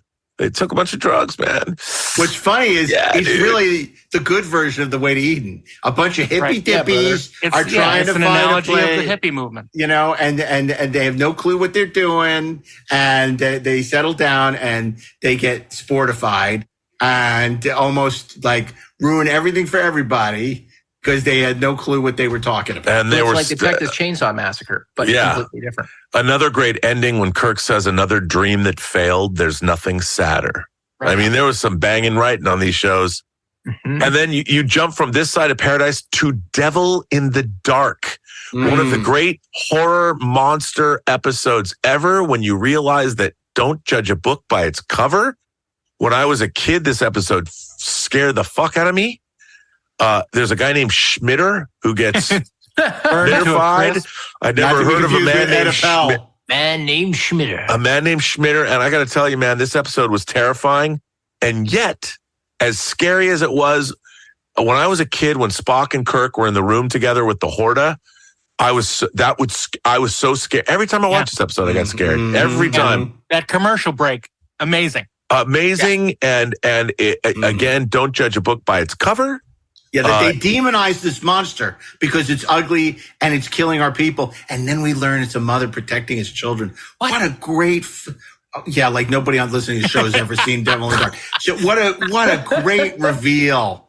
What a stunning, Gene Kuhn, what a humanist. And, again, him like Gene, they fought in war. They knew the horrors of war. They knew it's just so remarkable. And he does it again and again and again. But this is the first time Arena and Devil in the Dark, Gene Kuhn just like a sledgehammer. You take the action adventure tropes and the horror tropes and just spin them. Yeah. Make it into a completely meaningful story. Amazing.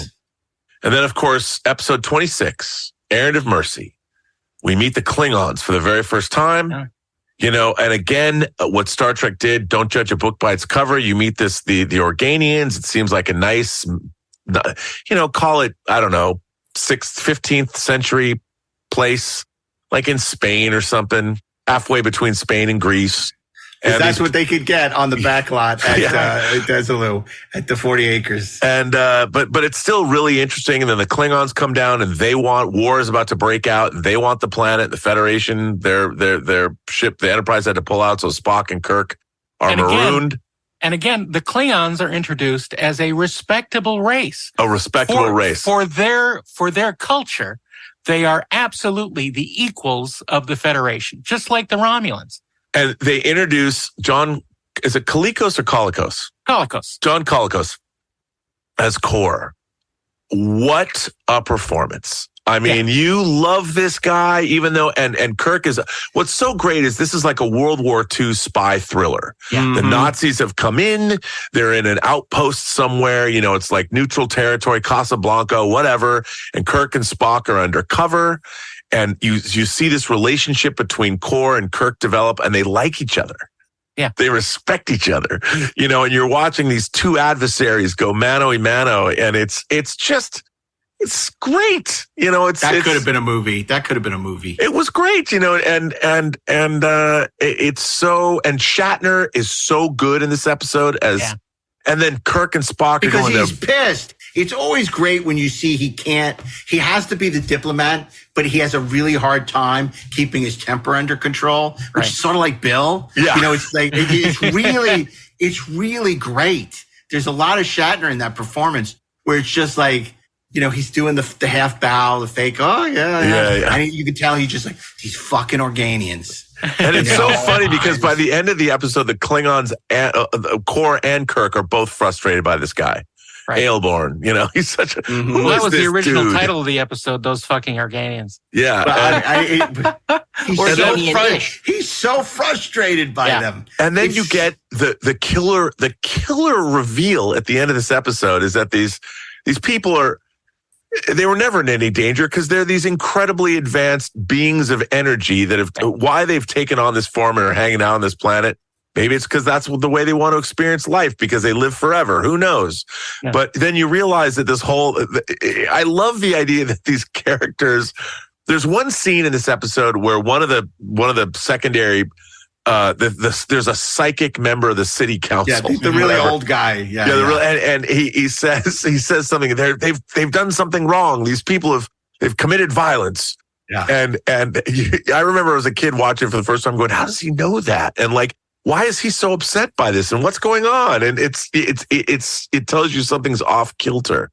But when it's revealed, again, it's a great reveal at the end. Great piece of music to accentuate the reveal. And you don't see it coming.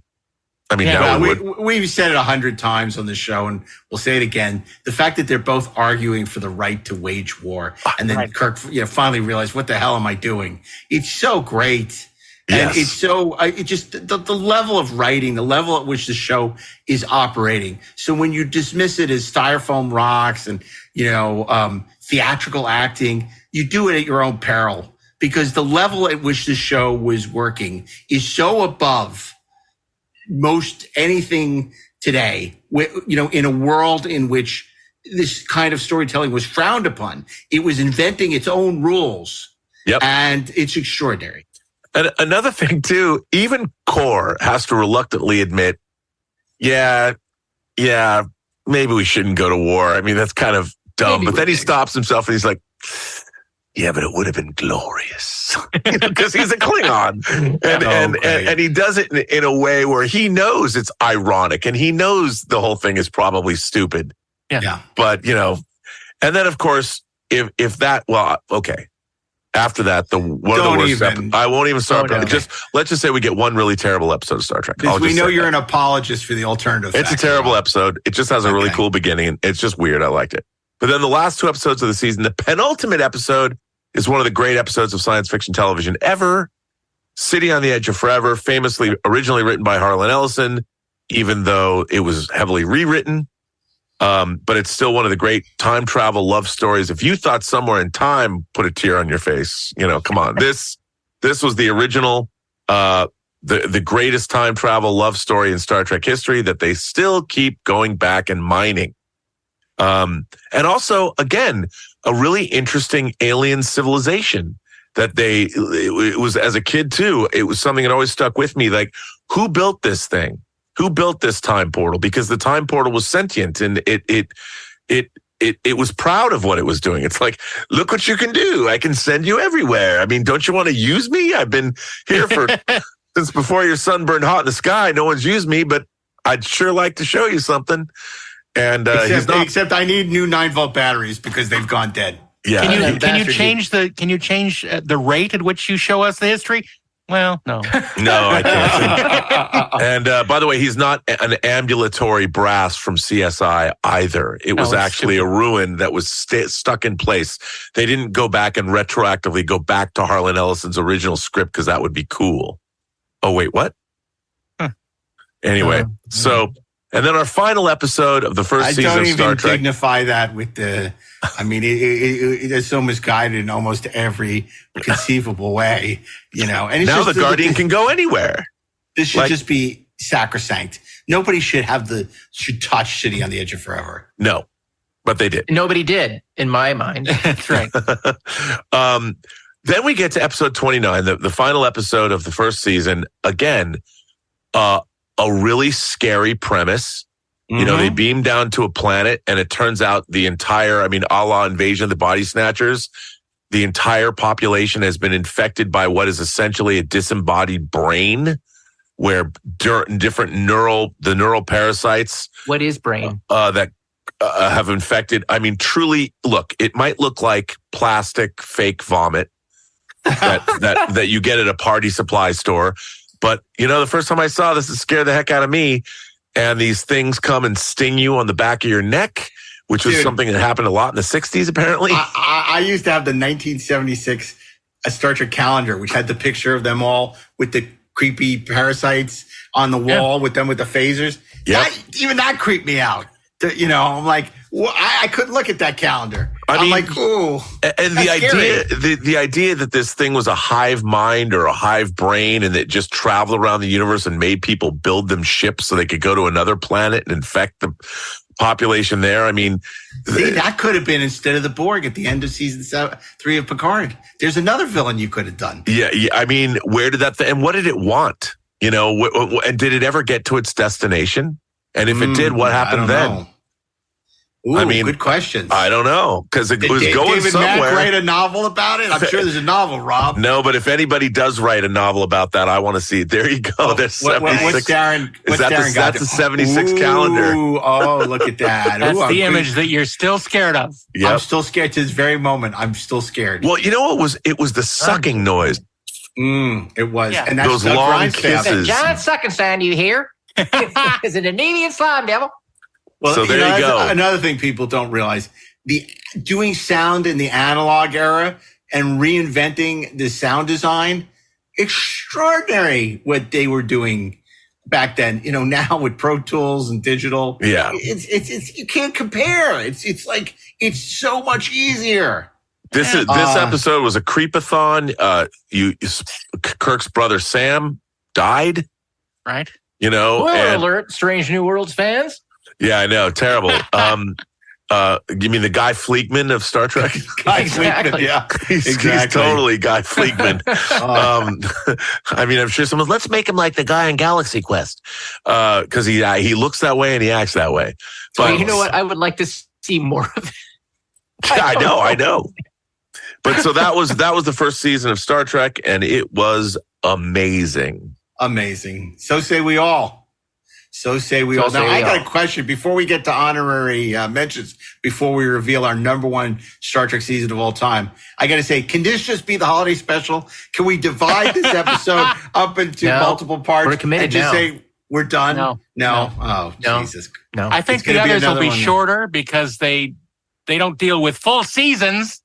Yeah, but 26 I think it'll episodes. be, that's right. Yeah, okay. Well, before we reveal our pick for number one, we're going to reveal our honorary mentions, starting with Robert Meyer Burnett. What's your honorary mention, Rob, that didn't make the list, but maybe should have or could have? It's terrible I'm going to say this, but Star Trek Voyager Season 5.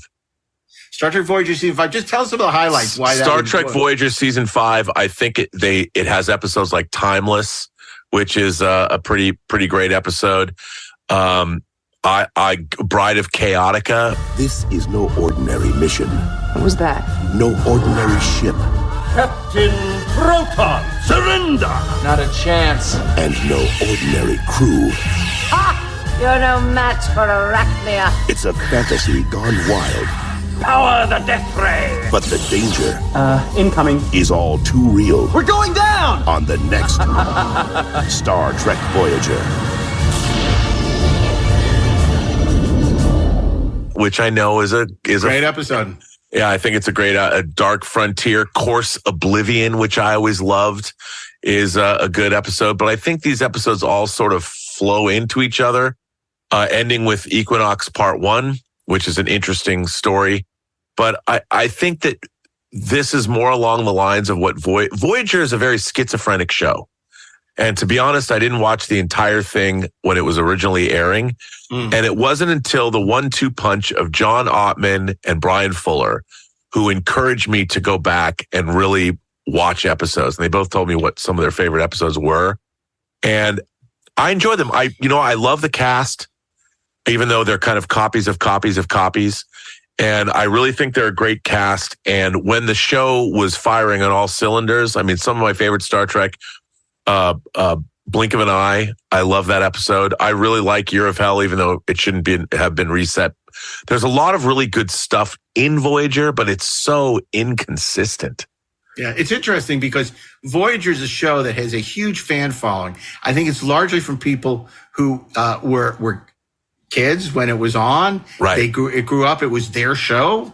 You know, that was where they discovered Star Trek. But you see it because it's at the heart of the Prodigy mythology. It's been, it got, even in Star Trek Picard season 3, there's a lot of mentions of Voyager. It is definitely something that people seem to have a great deal of affinity for, which is really interesting because when the show was on the air, that affinity largely did not exist. Well, we were really hard on this show when it first aired. I mean, I'd only known you for like a year when it debuted. And so you and I we were watching these shows. You guys were covering it more than me, but a Sci-Fi Universe magazine was covering this show. Brandon Braga became literally in real life our enemy, kind of our fun foil that you made fun of. Enemy is not the right word. No, but I mean, in the magazine, we turned him into our own literary villain. Yeah. And he was a good sport about that. He always did interviews and came to events and everything, and it was so funny. That was that great article by Amanda. We've talked about this before. Yep. Is Brandon Braga the devil? But he put into that whole idea, which was all in good fun. It was great, and Brandon, it was really interesting getting to know him a little bit, working on the Enterprise documentaries because both him and Rick Berman are very, very. I would recommend people, if you haven't seen the documentaries on the making of Enterprise on those Blu-rays, they're very, very thoughtful and introspective about a lot of stuff about Star Trek, which I thought was fascinating. But I liked, there's so much about Voyager that I liked. I just wish the storytelling was more consistent. So interesting, Rob. I think it's a great pick for you for an honorary mention. To me, it's not to say there aren't a lot of great Voyager episodes. There are many great episodes, but I find it hard to find a really consistently great season. Right. So I think this is a great pick. Not that it matters because you're honorary mention, so it doesn't matter what I think. But and they brought back the Borg Queen. I just really wish that Voyager embraced its premise more. That they'd gone that's to a this, whole nother episode. I know. Yeah. Okay, and we can go to that place again. We should revisit Voyager again. It's been a while since we really talked about it on the show, but that's a great pick for you for honorary mention. Star Trek Voyager Season 5. That's Rob's pick for honorary mention. Ashley, what about you? What's your honorary mention for a season that didn't make the list but could have or should have? I could throw a dart at a board and pick a DS9 season, but I'm not going to do that. Instead, I'm going to give some credit where credit is due. And I'm going to give some attaboys to Mike McMahon, who's the creator and the showrunner of Lower Decks, which, after a rocky first few episodes where I think it was more in love with being a satire of Star Trek than being Star Trek, kind of found itself, I've talked about this on the show before, that it's really a show that's about the original series becomes roommates with the next generation. And they get into adventures together. And no season, I think, has been better of that show or encapsulates that idea better than season 2 of Lower Decks. Attention all hands. Report to your commanding officers.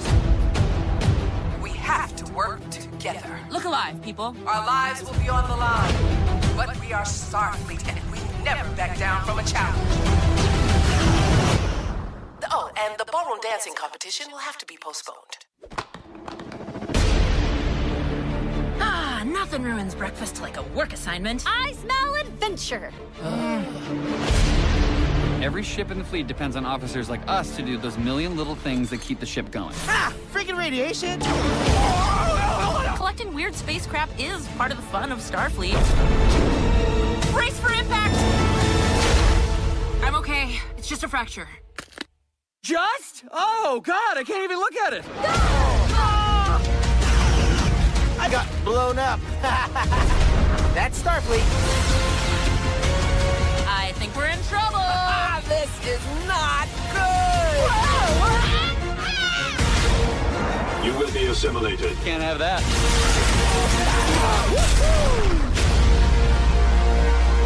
Phaser rifle, nice. Now, how are those different from regular phasers? They take 2 hands. Season 2 is where the show really comes into its own. It really knows what it wants to be. It realizes that it's a Star Trek show, and it really, truly begins to tell Star Trek stories. There's also an arc. I mean, hilariously, they bring back the Pac-Led, and there's the Pac-Led war arc, which is hilarious. Boimler, finds himself promoted and assigned, to the Titan with Captain Riker and his lovely bride, and the misadventures, and Riker is a complete maniac in that season, and it's fantastic. But there are 2 really standout episodes, other than Kayshawn His Eyes Open, which brings back the alien race from Darmok, and just the idea that you could have somebody on the crew who talks like that is hilarious. Excritus, which is episode 8. Totally great. And it really kind of gets into another Darren Dochterman test, which is crew proving that they are competent through the show. Then there is, I think, the episode that I think is the best episode of Lower Decks. And frankly, I would easily put in the top 100 Star Trek episodes of all time. The penultimate episode of season 2, Wedge Dudge, which is the Lower Decks of other ships. There's T'Lyn on the Vulcan ship. There's Ma on a Klingon ship. And it's a serious, it's funny, but it's a serious Star Trek episode. With these characters we've never met before. They have real lives. They have a real problem they're trying to solve. And T'Lyn, I think, in that episode especially, is the best rendered Vulcan probably since Spock on Star Trek. No, that's great. It's great to see that Star Trek is driving even today with the pick of Lower Decks Season 2 from Ashley as an honorary mention. The animated series from showrunner creator Mike McMahon, and that's a great pick for an honorary mention. So thanks for that. And that moves us to Darren Dochterman with his pick for honorary mention. Well, knowing as I do what number 1 is going to be, I have to place my vote for TOS Season 3. Because in spite of starting out with what is perhaps regarded by Outworlders as the worst episode, Spock's Brain, and of course, The Children Shall Lead, which is recognized by a lot of, serious fans as a complete waste of time. It does have some amazing episodes that add not only to the canon of Star Trek, but to the excitement and the background. I'm talking particularly of the Enterprise incident, which is an amazing sort of Cold War adventure with subterfuge and, let's just say a little dalliance that Spock has with a Romulan commander. And it is really full of twists and turns and fun moments of adventure for the Enterprise. And also later on in the season, we have an episode that I really enjoy. Some people think it's silly, but I really love Requiem for Methuselah, which is a story about I love it too. An ageless character who has lived thousands of years and many lives, and who has created the perfect woman for himself, and Kirk steals her away and kills her. It's really heartwarming, but it's some people think, oh well, how could he fall in love with her so fast? Well, she's just made that way. Okay, that's the excuse. But I think it's and it has a wonderful end cap with Spock and Kirk, and I just love that episode. And so many other exciting episodes. I'm not going to name all of them, but season 3, even with its handicap of not having Gene Roddenberry at the helm and having lower budgets, or Gene Kuhn, lower budgets and shorter shooting schedules, it really did an amazing job in its last gasp at survival. Great. Well, a very controversial season for Star Trek. Some people love it, some people don't. Here at the Treksperts, obviously, it's much beloved despite its many less than stellar episodes. And as you pointed out, so many great episodes: Spectre of the Gun, Savage Curtain, Day of the Dove.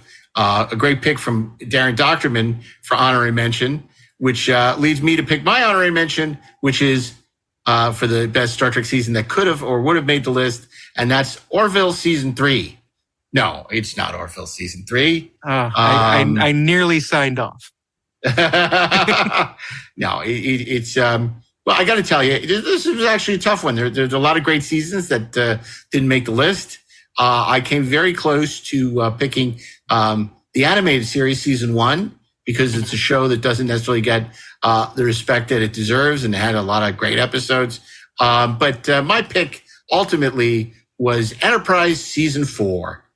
Enterprise Season 4 is Manny Coto joined the series in his third season. The fourth season, he takes the helm, and he really turns it into a love letter to the original Star Trek series. It doesn't always work, but when it does, it's really good and shows the potential for what Enterprise could have been had it been done that way from the very beginning. Enterprise is a show that overall didn't work very well for the most part, but Manny and his team of writers, which included Mike Sussman and Chris Black and many other fine writers that fourth season. Well, I think Chris Black had left, but Andre Bormanis did a really terrific job with a series of 2-parters and 3-parters, like The Forge and Judith and Garfield Reeves Stevens, a sequel to Amok Time.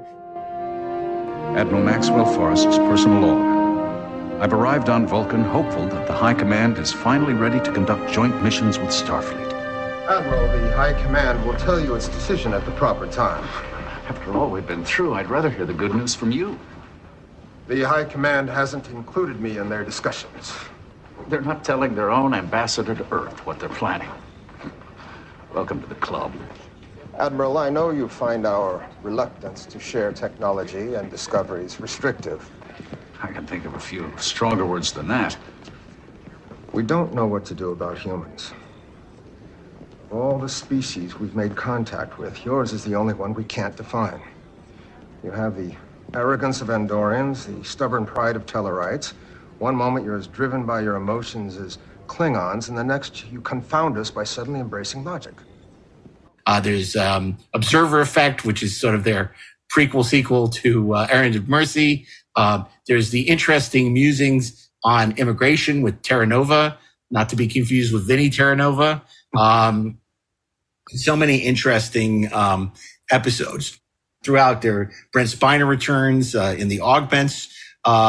We see the Romulan drone ship. So again, there's a reason it didn't make our top 10 seasons, but certainly a significant season. And it really is a gift that the late, great Manny Coto left Star Trek fans, and a very respectful tribute to the original Star Trek, which is certainly Enterprise's best season. Mm-hmm. Okay. And that brings, Rob, you a fan of Enterprise Season 4? I love Enterprise Season 4. I mean, it's really what the show, I think, should have been. I mean, sometimes it does things with canon. I'm like, I don't know about that. But for the most part, like you said, The Forge, that 3-part is great. The founding of the Federation, you really see it starting to come together in this.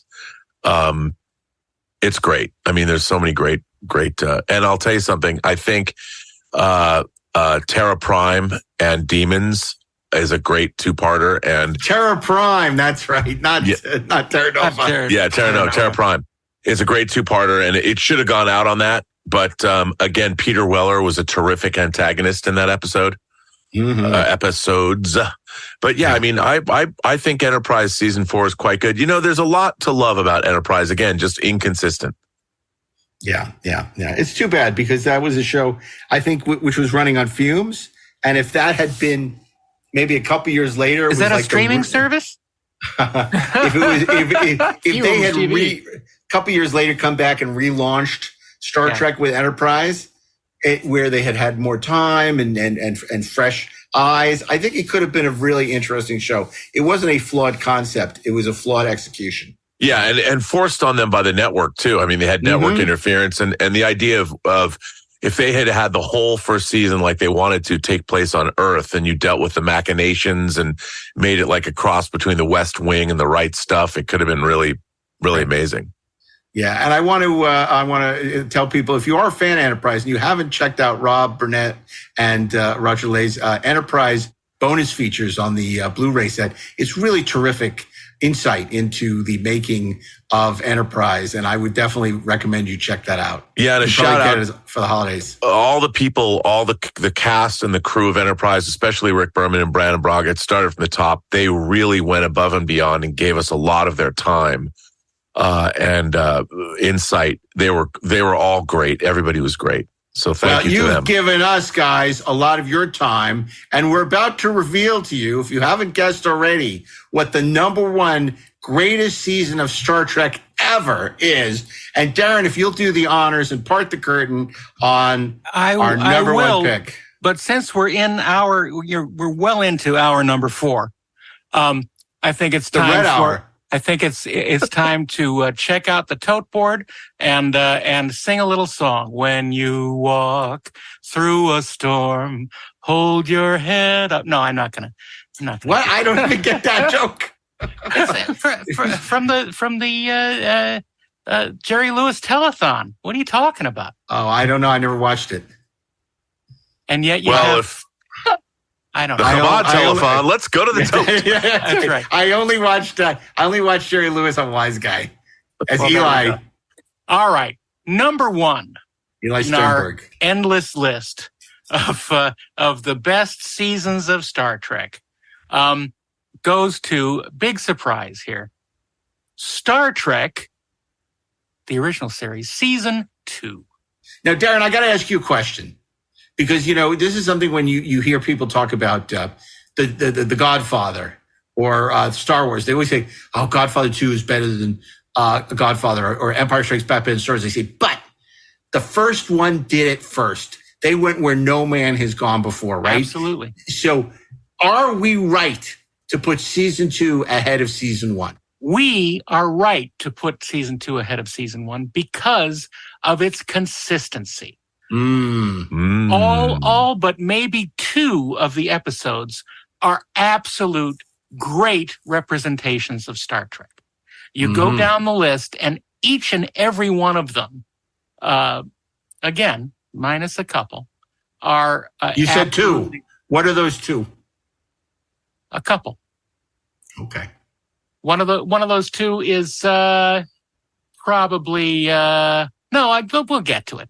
But you're saying pound for pound, there are more great Star Trek episodes this season. There are more great episodes in season 2 than in either of the other seasons of TOS, certainly. What are some of those episodes? We start out with Amok Time, which, basically tries to marry off Spock and give us the entire range of the history of the planet Vulcan. It's amazing. In one episode. All of Vulcan in one episode. It's really, really well done. And it teases for episodes to come, because at this point we haven't yet met Spock's parents. We know very little about Spock, although he is an intriguing character and still gets more fan mail than Shatner does. We go on after this amazing episode showing an absolute amazing clash between Titans, between Captain Kirk and the god Apollo, in Who Mourns for Adonais.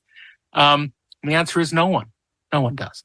That's not true. At the end, would it have been so bad to pick up a few laurel leaves? They do mourn for him. They killed him. They killed him. Yeah, they killed him. They blew up his temple.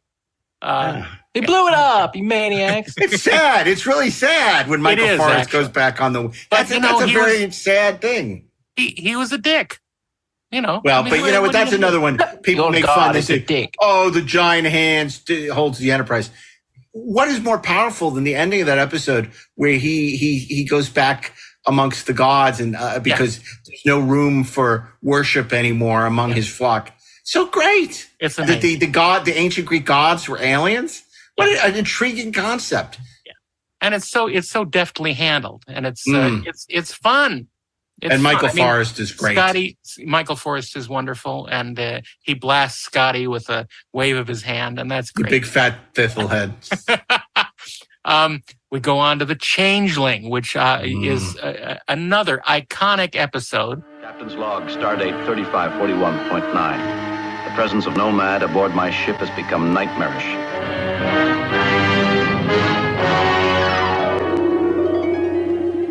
Warp 9! Cut your circuits. Warp 10, Mr. Scott. Impossible. He just won't stop. Condition red. Condition red. What do we do now? Go up and knock?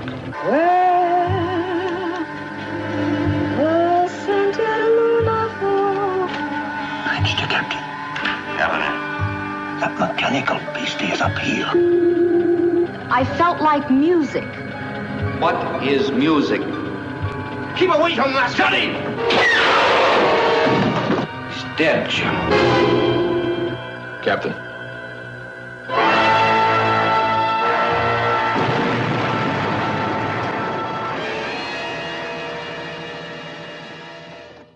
Some will argue it was the inspiration for Star Trek: The Motion Picture. I don't agree. Some would argue. It's a great episode, and yet another of a clever way to have Kirk talk a machine into destroying itself. Yeah. We have Mirror Mirror, which is another amazing sort of twist on our expectations of what happens in an episode. We join our stalwart crew as they have to deal with a parallel universe. And how do you act when everyone around you are pirates? Barbarians. That's right. We have The Apple, which is goofy, but it's a cool episode because it is a relatively interesting society that is run by computer, run by a godlike carving in stone, and it demands worship. It demands food. It controls the white-haired population of this strange planet. But this goes back to what Rob was saying about meat and potato episodes. Yeah, The Apple's not a great episode. No, but it's fiber in this meat and potato diet. And it's iconic. Yeah, well, yes, because of the Volve, which is an amazing set. But the fact that so many red shirts get killed in that episode. Kirk, again, is really smart in how he handles the situation. It does have the Enterprise once again finding its the lithium crystals being drained in an operative, but a terrific meat and potatoes episode. Yeah. Not on anybody's top 10 list, but eminently watchable, right? Absolutely. And next we have one that is absolutely on someone's top 10 list, The Doomsday Machine. What happened to your crew? Oh, we were dead. Mr. Sulu, you will lay in an evasive course back to the Constellation. Aye, aye, sir. Belay that last order, helmsman. We're going to attack. You will carry out my last order, Mr. Sulu.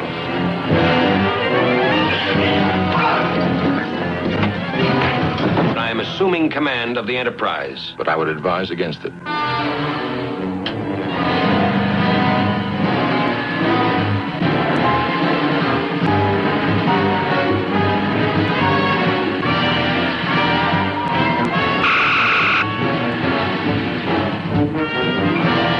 Scotty, get us out of here. Prepare to beam me aboard on my signal. Gentlemen, I suggest you beam me aboard. Which is an amazing tale with an amazing guest star, William Wyndham as Commodore Decker, who, if you accuse Shatner of chewing the scenery, William Wyndham chews it, swallows it, and spits it out in front of you. It's amazing. Vomits it into a little baby bird. That's right. It's amazing. The visual effects are startling. The Doomsday Machine itself is a totally alien thing that we've never seen anything like it before or since. And it's a wonderful adventure that has Kirk being more Kirk than ever before or since. And it's truly one of certainly my favorite episodes. After that, we have the Halloween episode, Cat's Paw, which again is one of these that is a little goofy, but at least one shot of it shows up in the closing credits every week. It's dealing with very strange alien beings who don't really understand humans other than what they've been able to gather from magazines, apparently. It's really fun. They give their interpretations of trick or treat and spooky things, and it's really fun to watch. I, Mud, which is a sequel to Mud's Women, and we meet again Harry Mudd, and this time he's surrounded by androids, and it's one of the funniest episodes. This is, I believe, the first episode that was worked on by our friend David Gerald, who wrote The Trouble with Tribbles a couple episodes later. But it has some really funny relationships between the characters and interesting setups, and of course fun with twin androids. The season keeps on going with. It's the gift that keeps giving, right? It's just there's so many more. Of course, I mentioned The Trouble with Tribbles, which is perhaps one of the most popular episodes. Certainly a good episode for outworlders to watch to understand Star Trek. The Gamesters of Triskelion, which is, while goofy, it is truly fun and action-packed and weird, and it has women in aluminum dresses. Yeah, I'm not a huge fan of that episode, but it doesn't matter. Everything you're describing is just sensational. I mean, PC action, which I almost would argue is funnier than Trouble with Tribbles. I mean, I love seeing them in a gangster setting. I mean, it's a great Kirk and Spock episode. But it's a lot more contrived, though. It's but memorable. Absolutely. The immunity syndrome. Yeah. Cue Rob. Yeah. Rob loves his immunity syndrome. One of the great monsters in all of Star Trek history. Yeah. And we have Private Little War, which is one of the sort of most direct parallels between the news and Star Trek. We have a small little group of people who need to be backed up by the Federation to be able to deal with their adversaries who are being backed up by the Klingons. A very close relationship between the United States and Russia, supporting these sort of backwater countries to fight each other with proxy wars. We have Return to Tomorrow, which is often forgotten in the lists of episodes. But it's an interesting look into aliens that are completely different than human beings. They live in lamps, and they love lamps. They live in a Spencer Gifts. Yeah, and three of our characters get taken over by these minds voluntarily. from the past. Voluntarily, yes.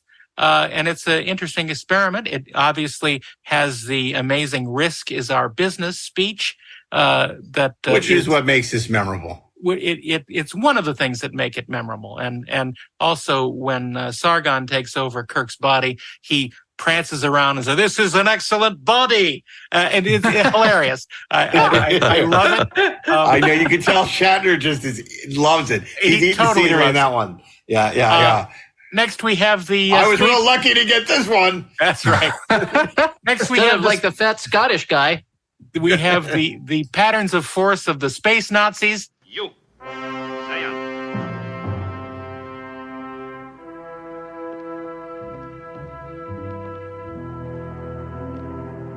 What kind of monsters are the Zeons sending against us? You're right. He's not one of us. What do you mean, Look us? at him. Spock, take his uniform. You propose we pass ourselves off as Nazis, Captain? If John Gill is the Fuhrer, it would seem the logical approach. That's very well taken, Captain. Which is it's a little bit contrived, but it's an interesting tale that doesn't super memorable. It's super memorable. It doesn't quite manage to its translation into science fiction. It's a little bit wonky, but it has the John Gill. And it reminds the world, which it needs to hear, that Nazis are bad. Sometimes, apparently, people need to be reminded of this fact. I'm not sure why they do, but they should understand it by now. But that was one episode that I always enjoyed more as a kid because it just played like a World War II movie. Totally, and the music is very stylish for that time. Yeah. Yes. Remove your helmet. We go to By Any Other Name, which is a very odd episode. We learn that our crew can be transformed into cubes and crushed if we're not good. How much did the cube go for at the auction? Do you know? I think it was like 15,000, something like that. No way, really? Amazing price. Yeah. Rob, I can't believe you got a second mortgage for that. I bought the Altaris from the Day After Tomorrow into Infinity. No, I'm kidding. I didn't really. I wanted to, though. No, you got the Botany Bay. We know. There were so many great things in that auction. Oh, it was unbelievable. Yeah. We talked about it on another show, but just so many things that coulda, woulda, shoulda. Right. But By Any Other Name was the first episode in what was actually the Kelvin universe. So let's never forget that. Everything since then has not been canon. That's correct. Next, we have the Omega Glory, which is one of my favorites. Of course, it has the amazing Kirk Constitution speech at the end. But it's all, it's goofy. But Ron Tracy, Captain Ron Tracy, is the craziest captain we've ever met. And he is, played by the amazing Morgan Woodward, who was Dr. What's his name? Simon Van Gelder. Ron Tracy is a warrior poet, man.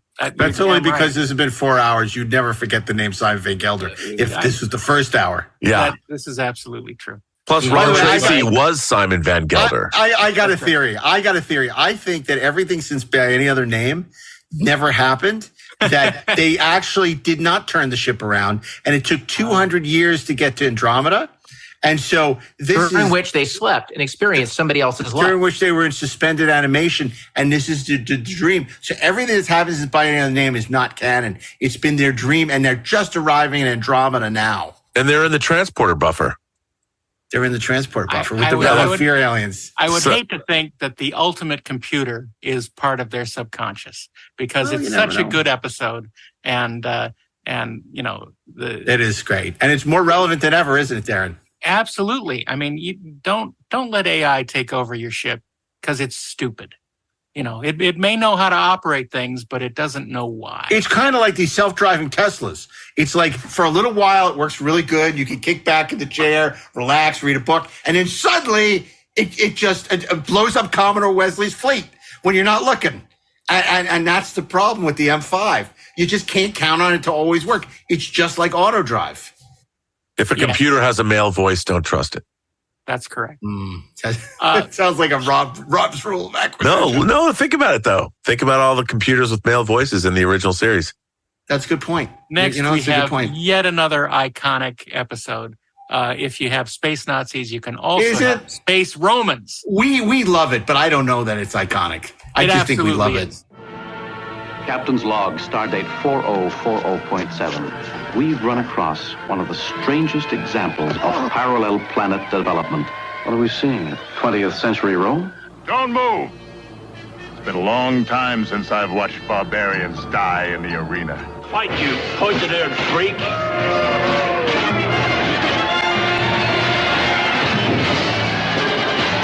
are your men dying, not strangers. Do you know why you're not afraid to die, Spock? You're more afraid of living. Let's go. For this evening, I was told I am your slave.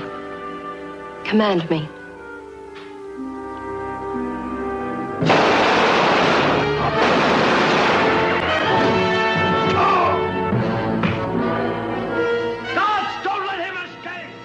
It absolutely is. Yeah, it's pretty great. But I'm saying we love it. But I'm not saying I think it's like this to most people. They think, oh, the Roman episode, that's my favorite. We love it because we work in television. This show isn't for most people. This show is for us. It's great meat and potatoes. Yeah, it's great, amazing, and you know, Logan Ramsey as Claudius Marcus, the proconsul, is amazing. He's amazing. I love him, and William Smithers, who plays the unfortunate worm spaceship captain. He didn't have it in him to be a starship captain because he was a loser. He tried, but he failed. He's a failure. He's a failure. Although I got to tell you, I always get tears in my eyes at the end when he throws in the communicator. I love that. Man. I don't understand though. How did a colonist or how did an astronaut from Sarpedon get to that planet? What? You know, you're saying that this is an all yesterday's thing? How did Septimus? How did they? You know, because they, whoever was Hodgkin's law of parallel. No, I'd like to believe he was an explorer from Sarpedon and made his way to that planet. Why not? I like the Hodgkin's law of planetary people. that they developed the same on different planets, like Morgan Woodward. But he was that guy was a great actor. Absolutely. You know, and I like the fact that he had to have been in his 60s or 70s playing those roles. No, back then they looked older. He was 29. He was great, though. He was great. We're probably older than Ian Wolfe was when he did that. Oh, I hope not. He's like Wilford Brimley. Finally, the last episode of season 2 was a failed pilot for a spin-off series that never happened. It's one of my favorites, Assignment Earth, where we meet Gary Seven and Roberta Lincoln, who are trying to spin off themselves into a new series and fail miserably. But she ends up in Young Frankenstein instead. It's a great time travel story. It's a great imagining other aliens who are more powerful than us, and it's great. It's a spy thriller, and Spock and Kirk in overcoats and yeah, hats. In contemporary New York, 1967.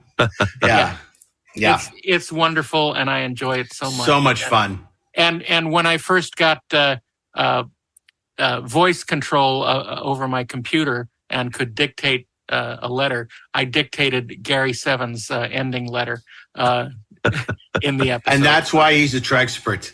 That's why. Look at that. That's so cool. So you did the little thing and you dictated the whole thing, the letter. Yeah. Wow, Darren, you really are a geek. That is awesome. You are super geek in the best way. That is so cool. Thanks. I'm so impressed. He's super geeky. I mean, he has his geek cred is in no jeopardy of being withdrawn. That is amazing. Wow. And speaking of amazing, we've just completed our first holiday special. One of the 10 greatest holiday, greatest seasons of Star Trek ever. And I think that's a pretty damn good list. It is a good list. Yeah, and we basically did the top 250 fucking episodes of Star Trek in 8 hours. Oh, it's only 4.5 hours. Oh my God! Oh, well, boy. Look, I gotta tell you. So, okay, I just feel like, okay, so this is the way it's gonna be, huh? Yeah. I mean, I thought this year maybe we had this holiday special thing under control. Oh, let's make it easier. Not. Let's break them up. Yeah, no. Go to the coast, meet a few girls, have a few laughs. Yeah. You know, the funny thing is, well, you guys know, but the audience doesn't know. We were going to try and record another episode after this one. Nope. It shows you how sick in the head we are, how deluded we are. I mean, Jesus Christ, which is why man. you're listening to this episode in February. Yeah, right, exactly. Right, and you started it in December. Right. Rob, I it's been a long time since I've delivered a baby, but I think we got this one off to a good start. I think we did too. Yeah. This was a fine show. Have we ever done a single topic that went for 4.5 hours? No. I don't know. Well, no, it's 3.5. I was 3.5. expanding. Okay. Yeah. Don't talk crazy, Rob. 4 hours. Come on. Not since Abel Gantz's Napoleon has something run so long. I know, we're going for the whole Berlin Alexander plots. We want to go 8 hours, right? Alexander plots it is. I'm going for Andy Warhol's Empire. Oh my gosh. Oh my God. Not to be confused with The Empire Strikes Back, which is considerably shorter. Andy Warhol's Empire Strikes Back. Well, listen, oh my God. It's 24 hours long. Here's the good news. We're wrapping up. The bad news is we're back next week with number 2 of our holiday special, where we'll be bringing you a whole nother top 10 list. And that will be happening throughout the holidays every week as we bring you yet another top 10 list until we count down to our final top 10 of our top 10. That's right. It's going to be glorious. It's the top 10 lists on Inglorious Treksperts. Well, I want to thank you all for sticking. I want to thank Rob Burnett for once again joining us as part of the Treksperts crew. And of course, if you haven't heard enough of Rob after today, you can listen to him every day on the Burnettwork, which you can check out on YouTube and on the internets. And he's very active in social. So reach out and touch someone because he's ready to talk to you. Oh, no. Operators are standing by. But Rob, we're very grateful to you for materializing from the observatory to join us once again. It was my honor. How many years have we been doing this? This is, I think, the 6th. This is the 5th. 5th or 6th. We're in the 6th year. Yeah, so maybe the 6th. Yeah. Amazing. It really, this is what tells me it's the holidays. It's not when they take down the Halloween decorations and start putting up the Thanksgiving. When we start recording the holiday specials, it's beginning to feel a lot like Christmas. Is what I feel. Yeah. So anyway, but thank you all so much. And thank you out there in listener land for joining us for this very special holiday special. We'll be back next week with an all new episode. Thank you to Mark Rivera, Peter Holmstrom, everybody who makes these episodes possible. And of course, let us know what you think, where we may have gotten it right, where we might have gotten it wrong. You can do that on social at Inglorious Trek or Inglorious Treksperts on all your favorite social platforms. So until next week, on behalf of Robert Meyer Burnett, I can't believe I'm finally saying this, Ashley Miller, Darren Docterman, and myself, Mark A. Altman, keep on trekking ingloriously, of course. And by the time you finish this episode, the next episode should be dropping. So we'll see you then.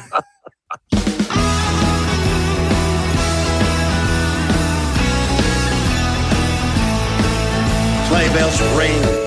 Are you listening? In the lane, snow is glistening. A beautiful sight. We're happy tonight. Walking in a winter wonderland. Gone away is the bluebird. Here to stay is a new bird. He sings a love song as we go along. Walking in a winter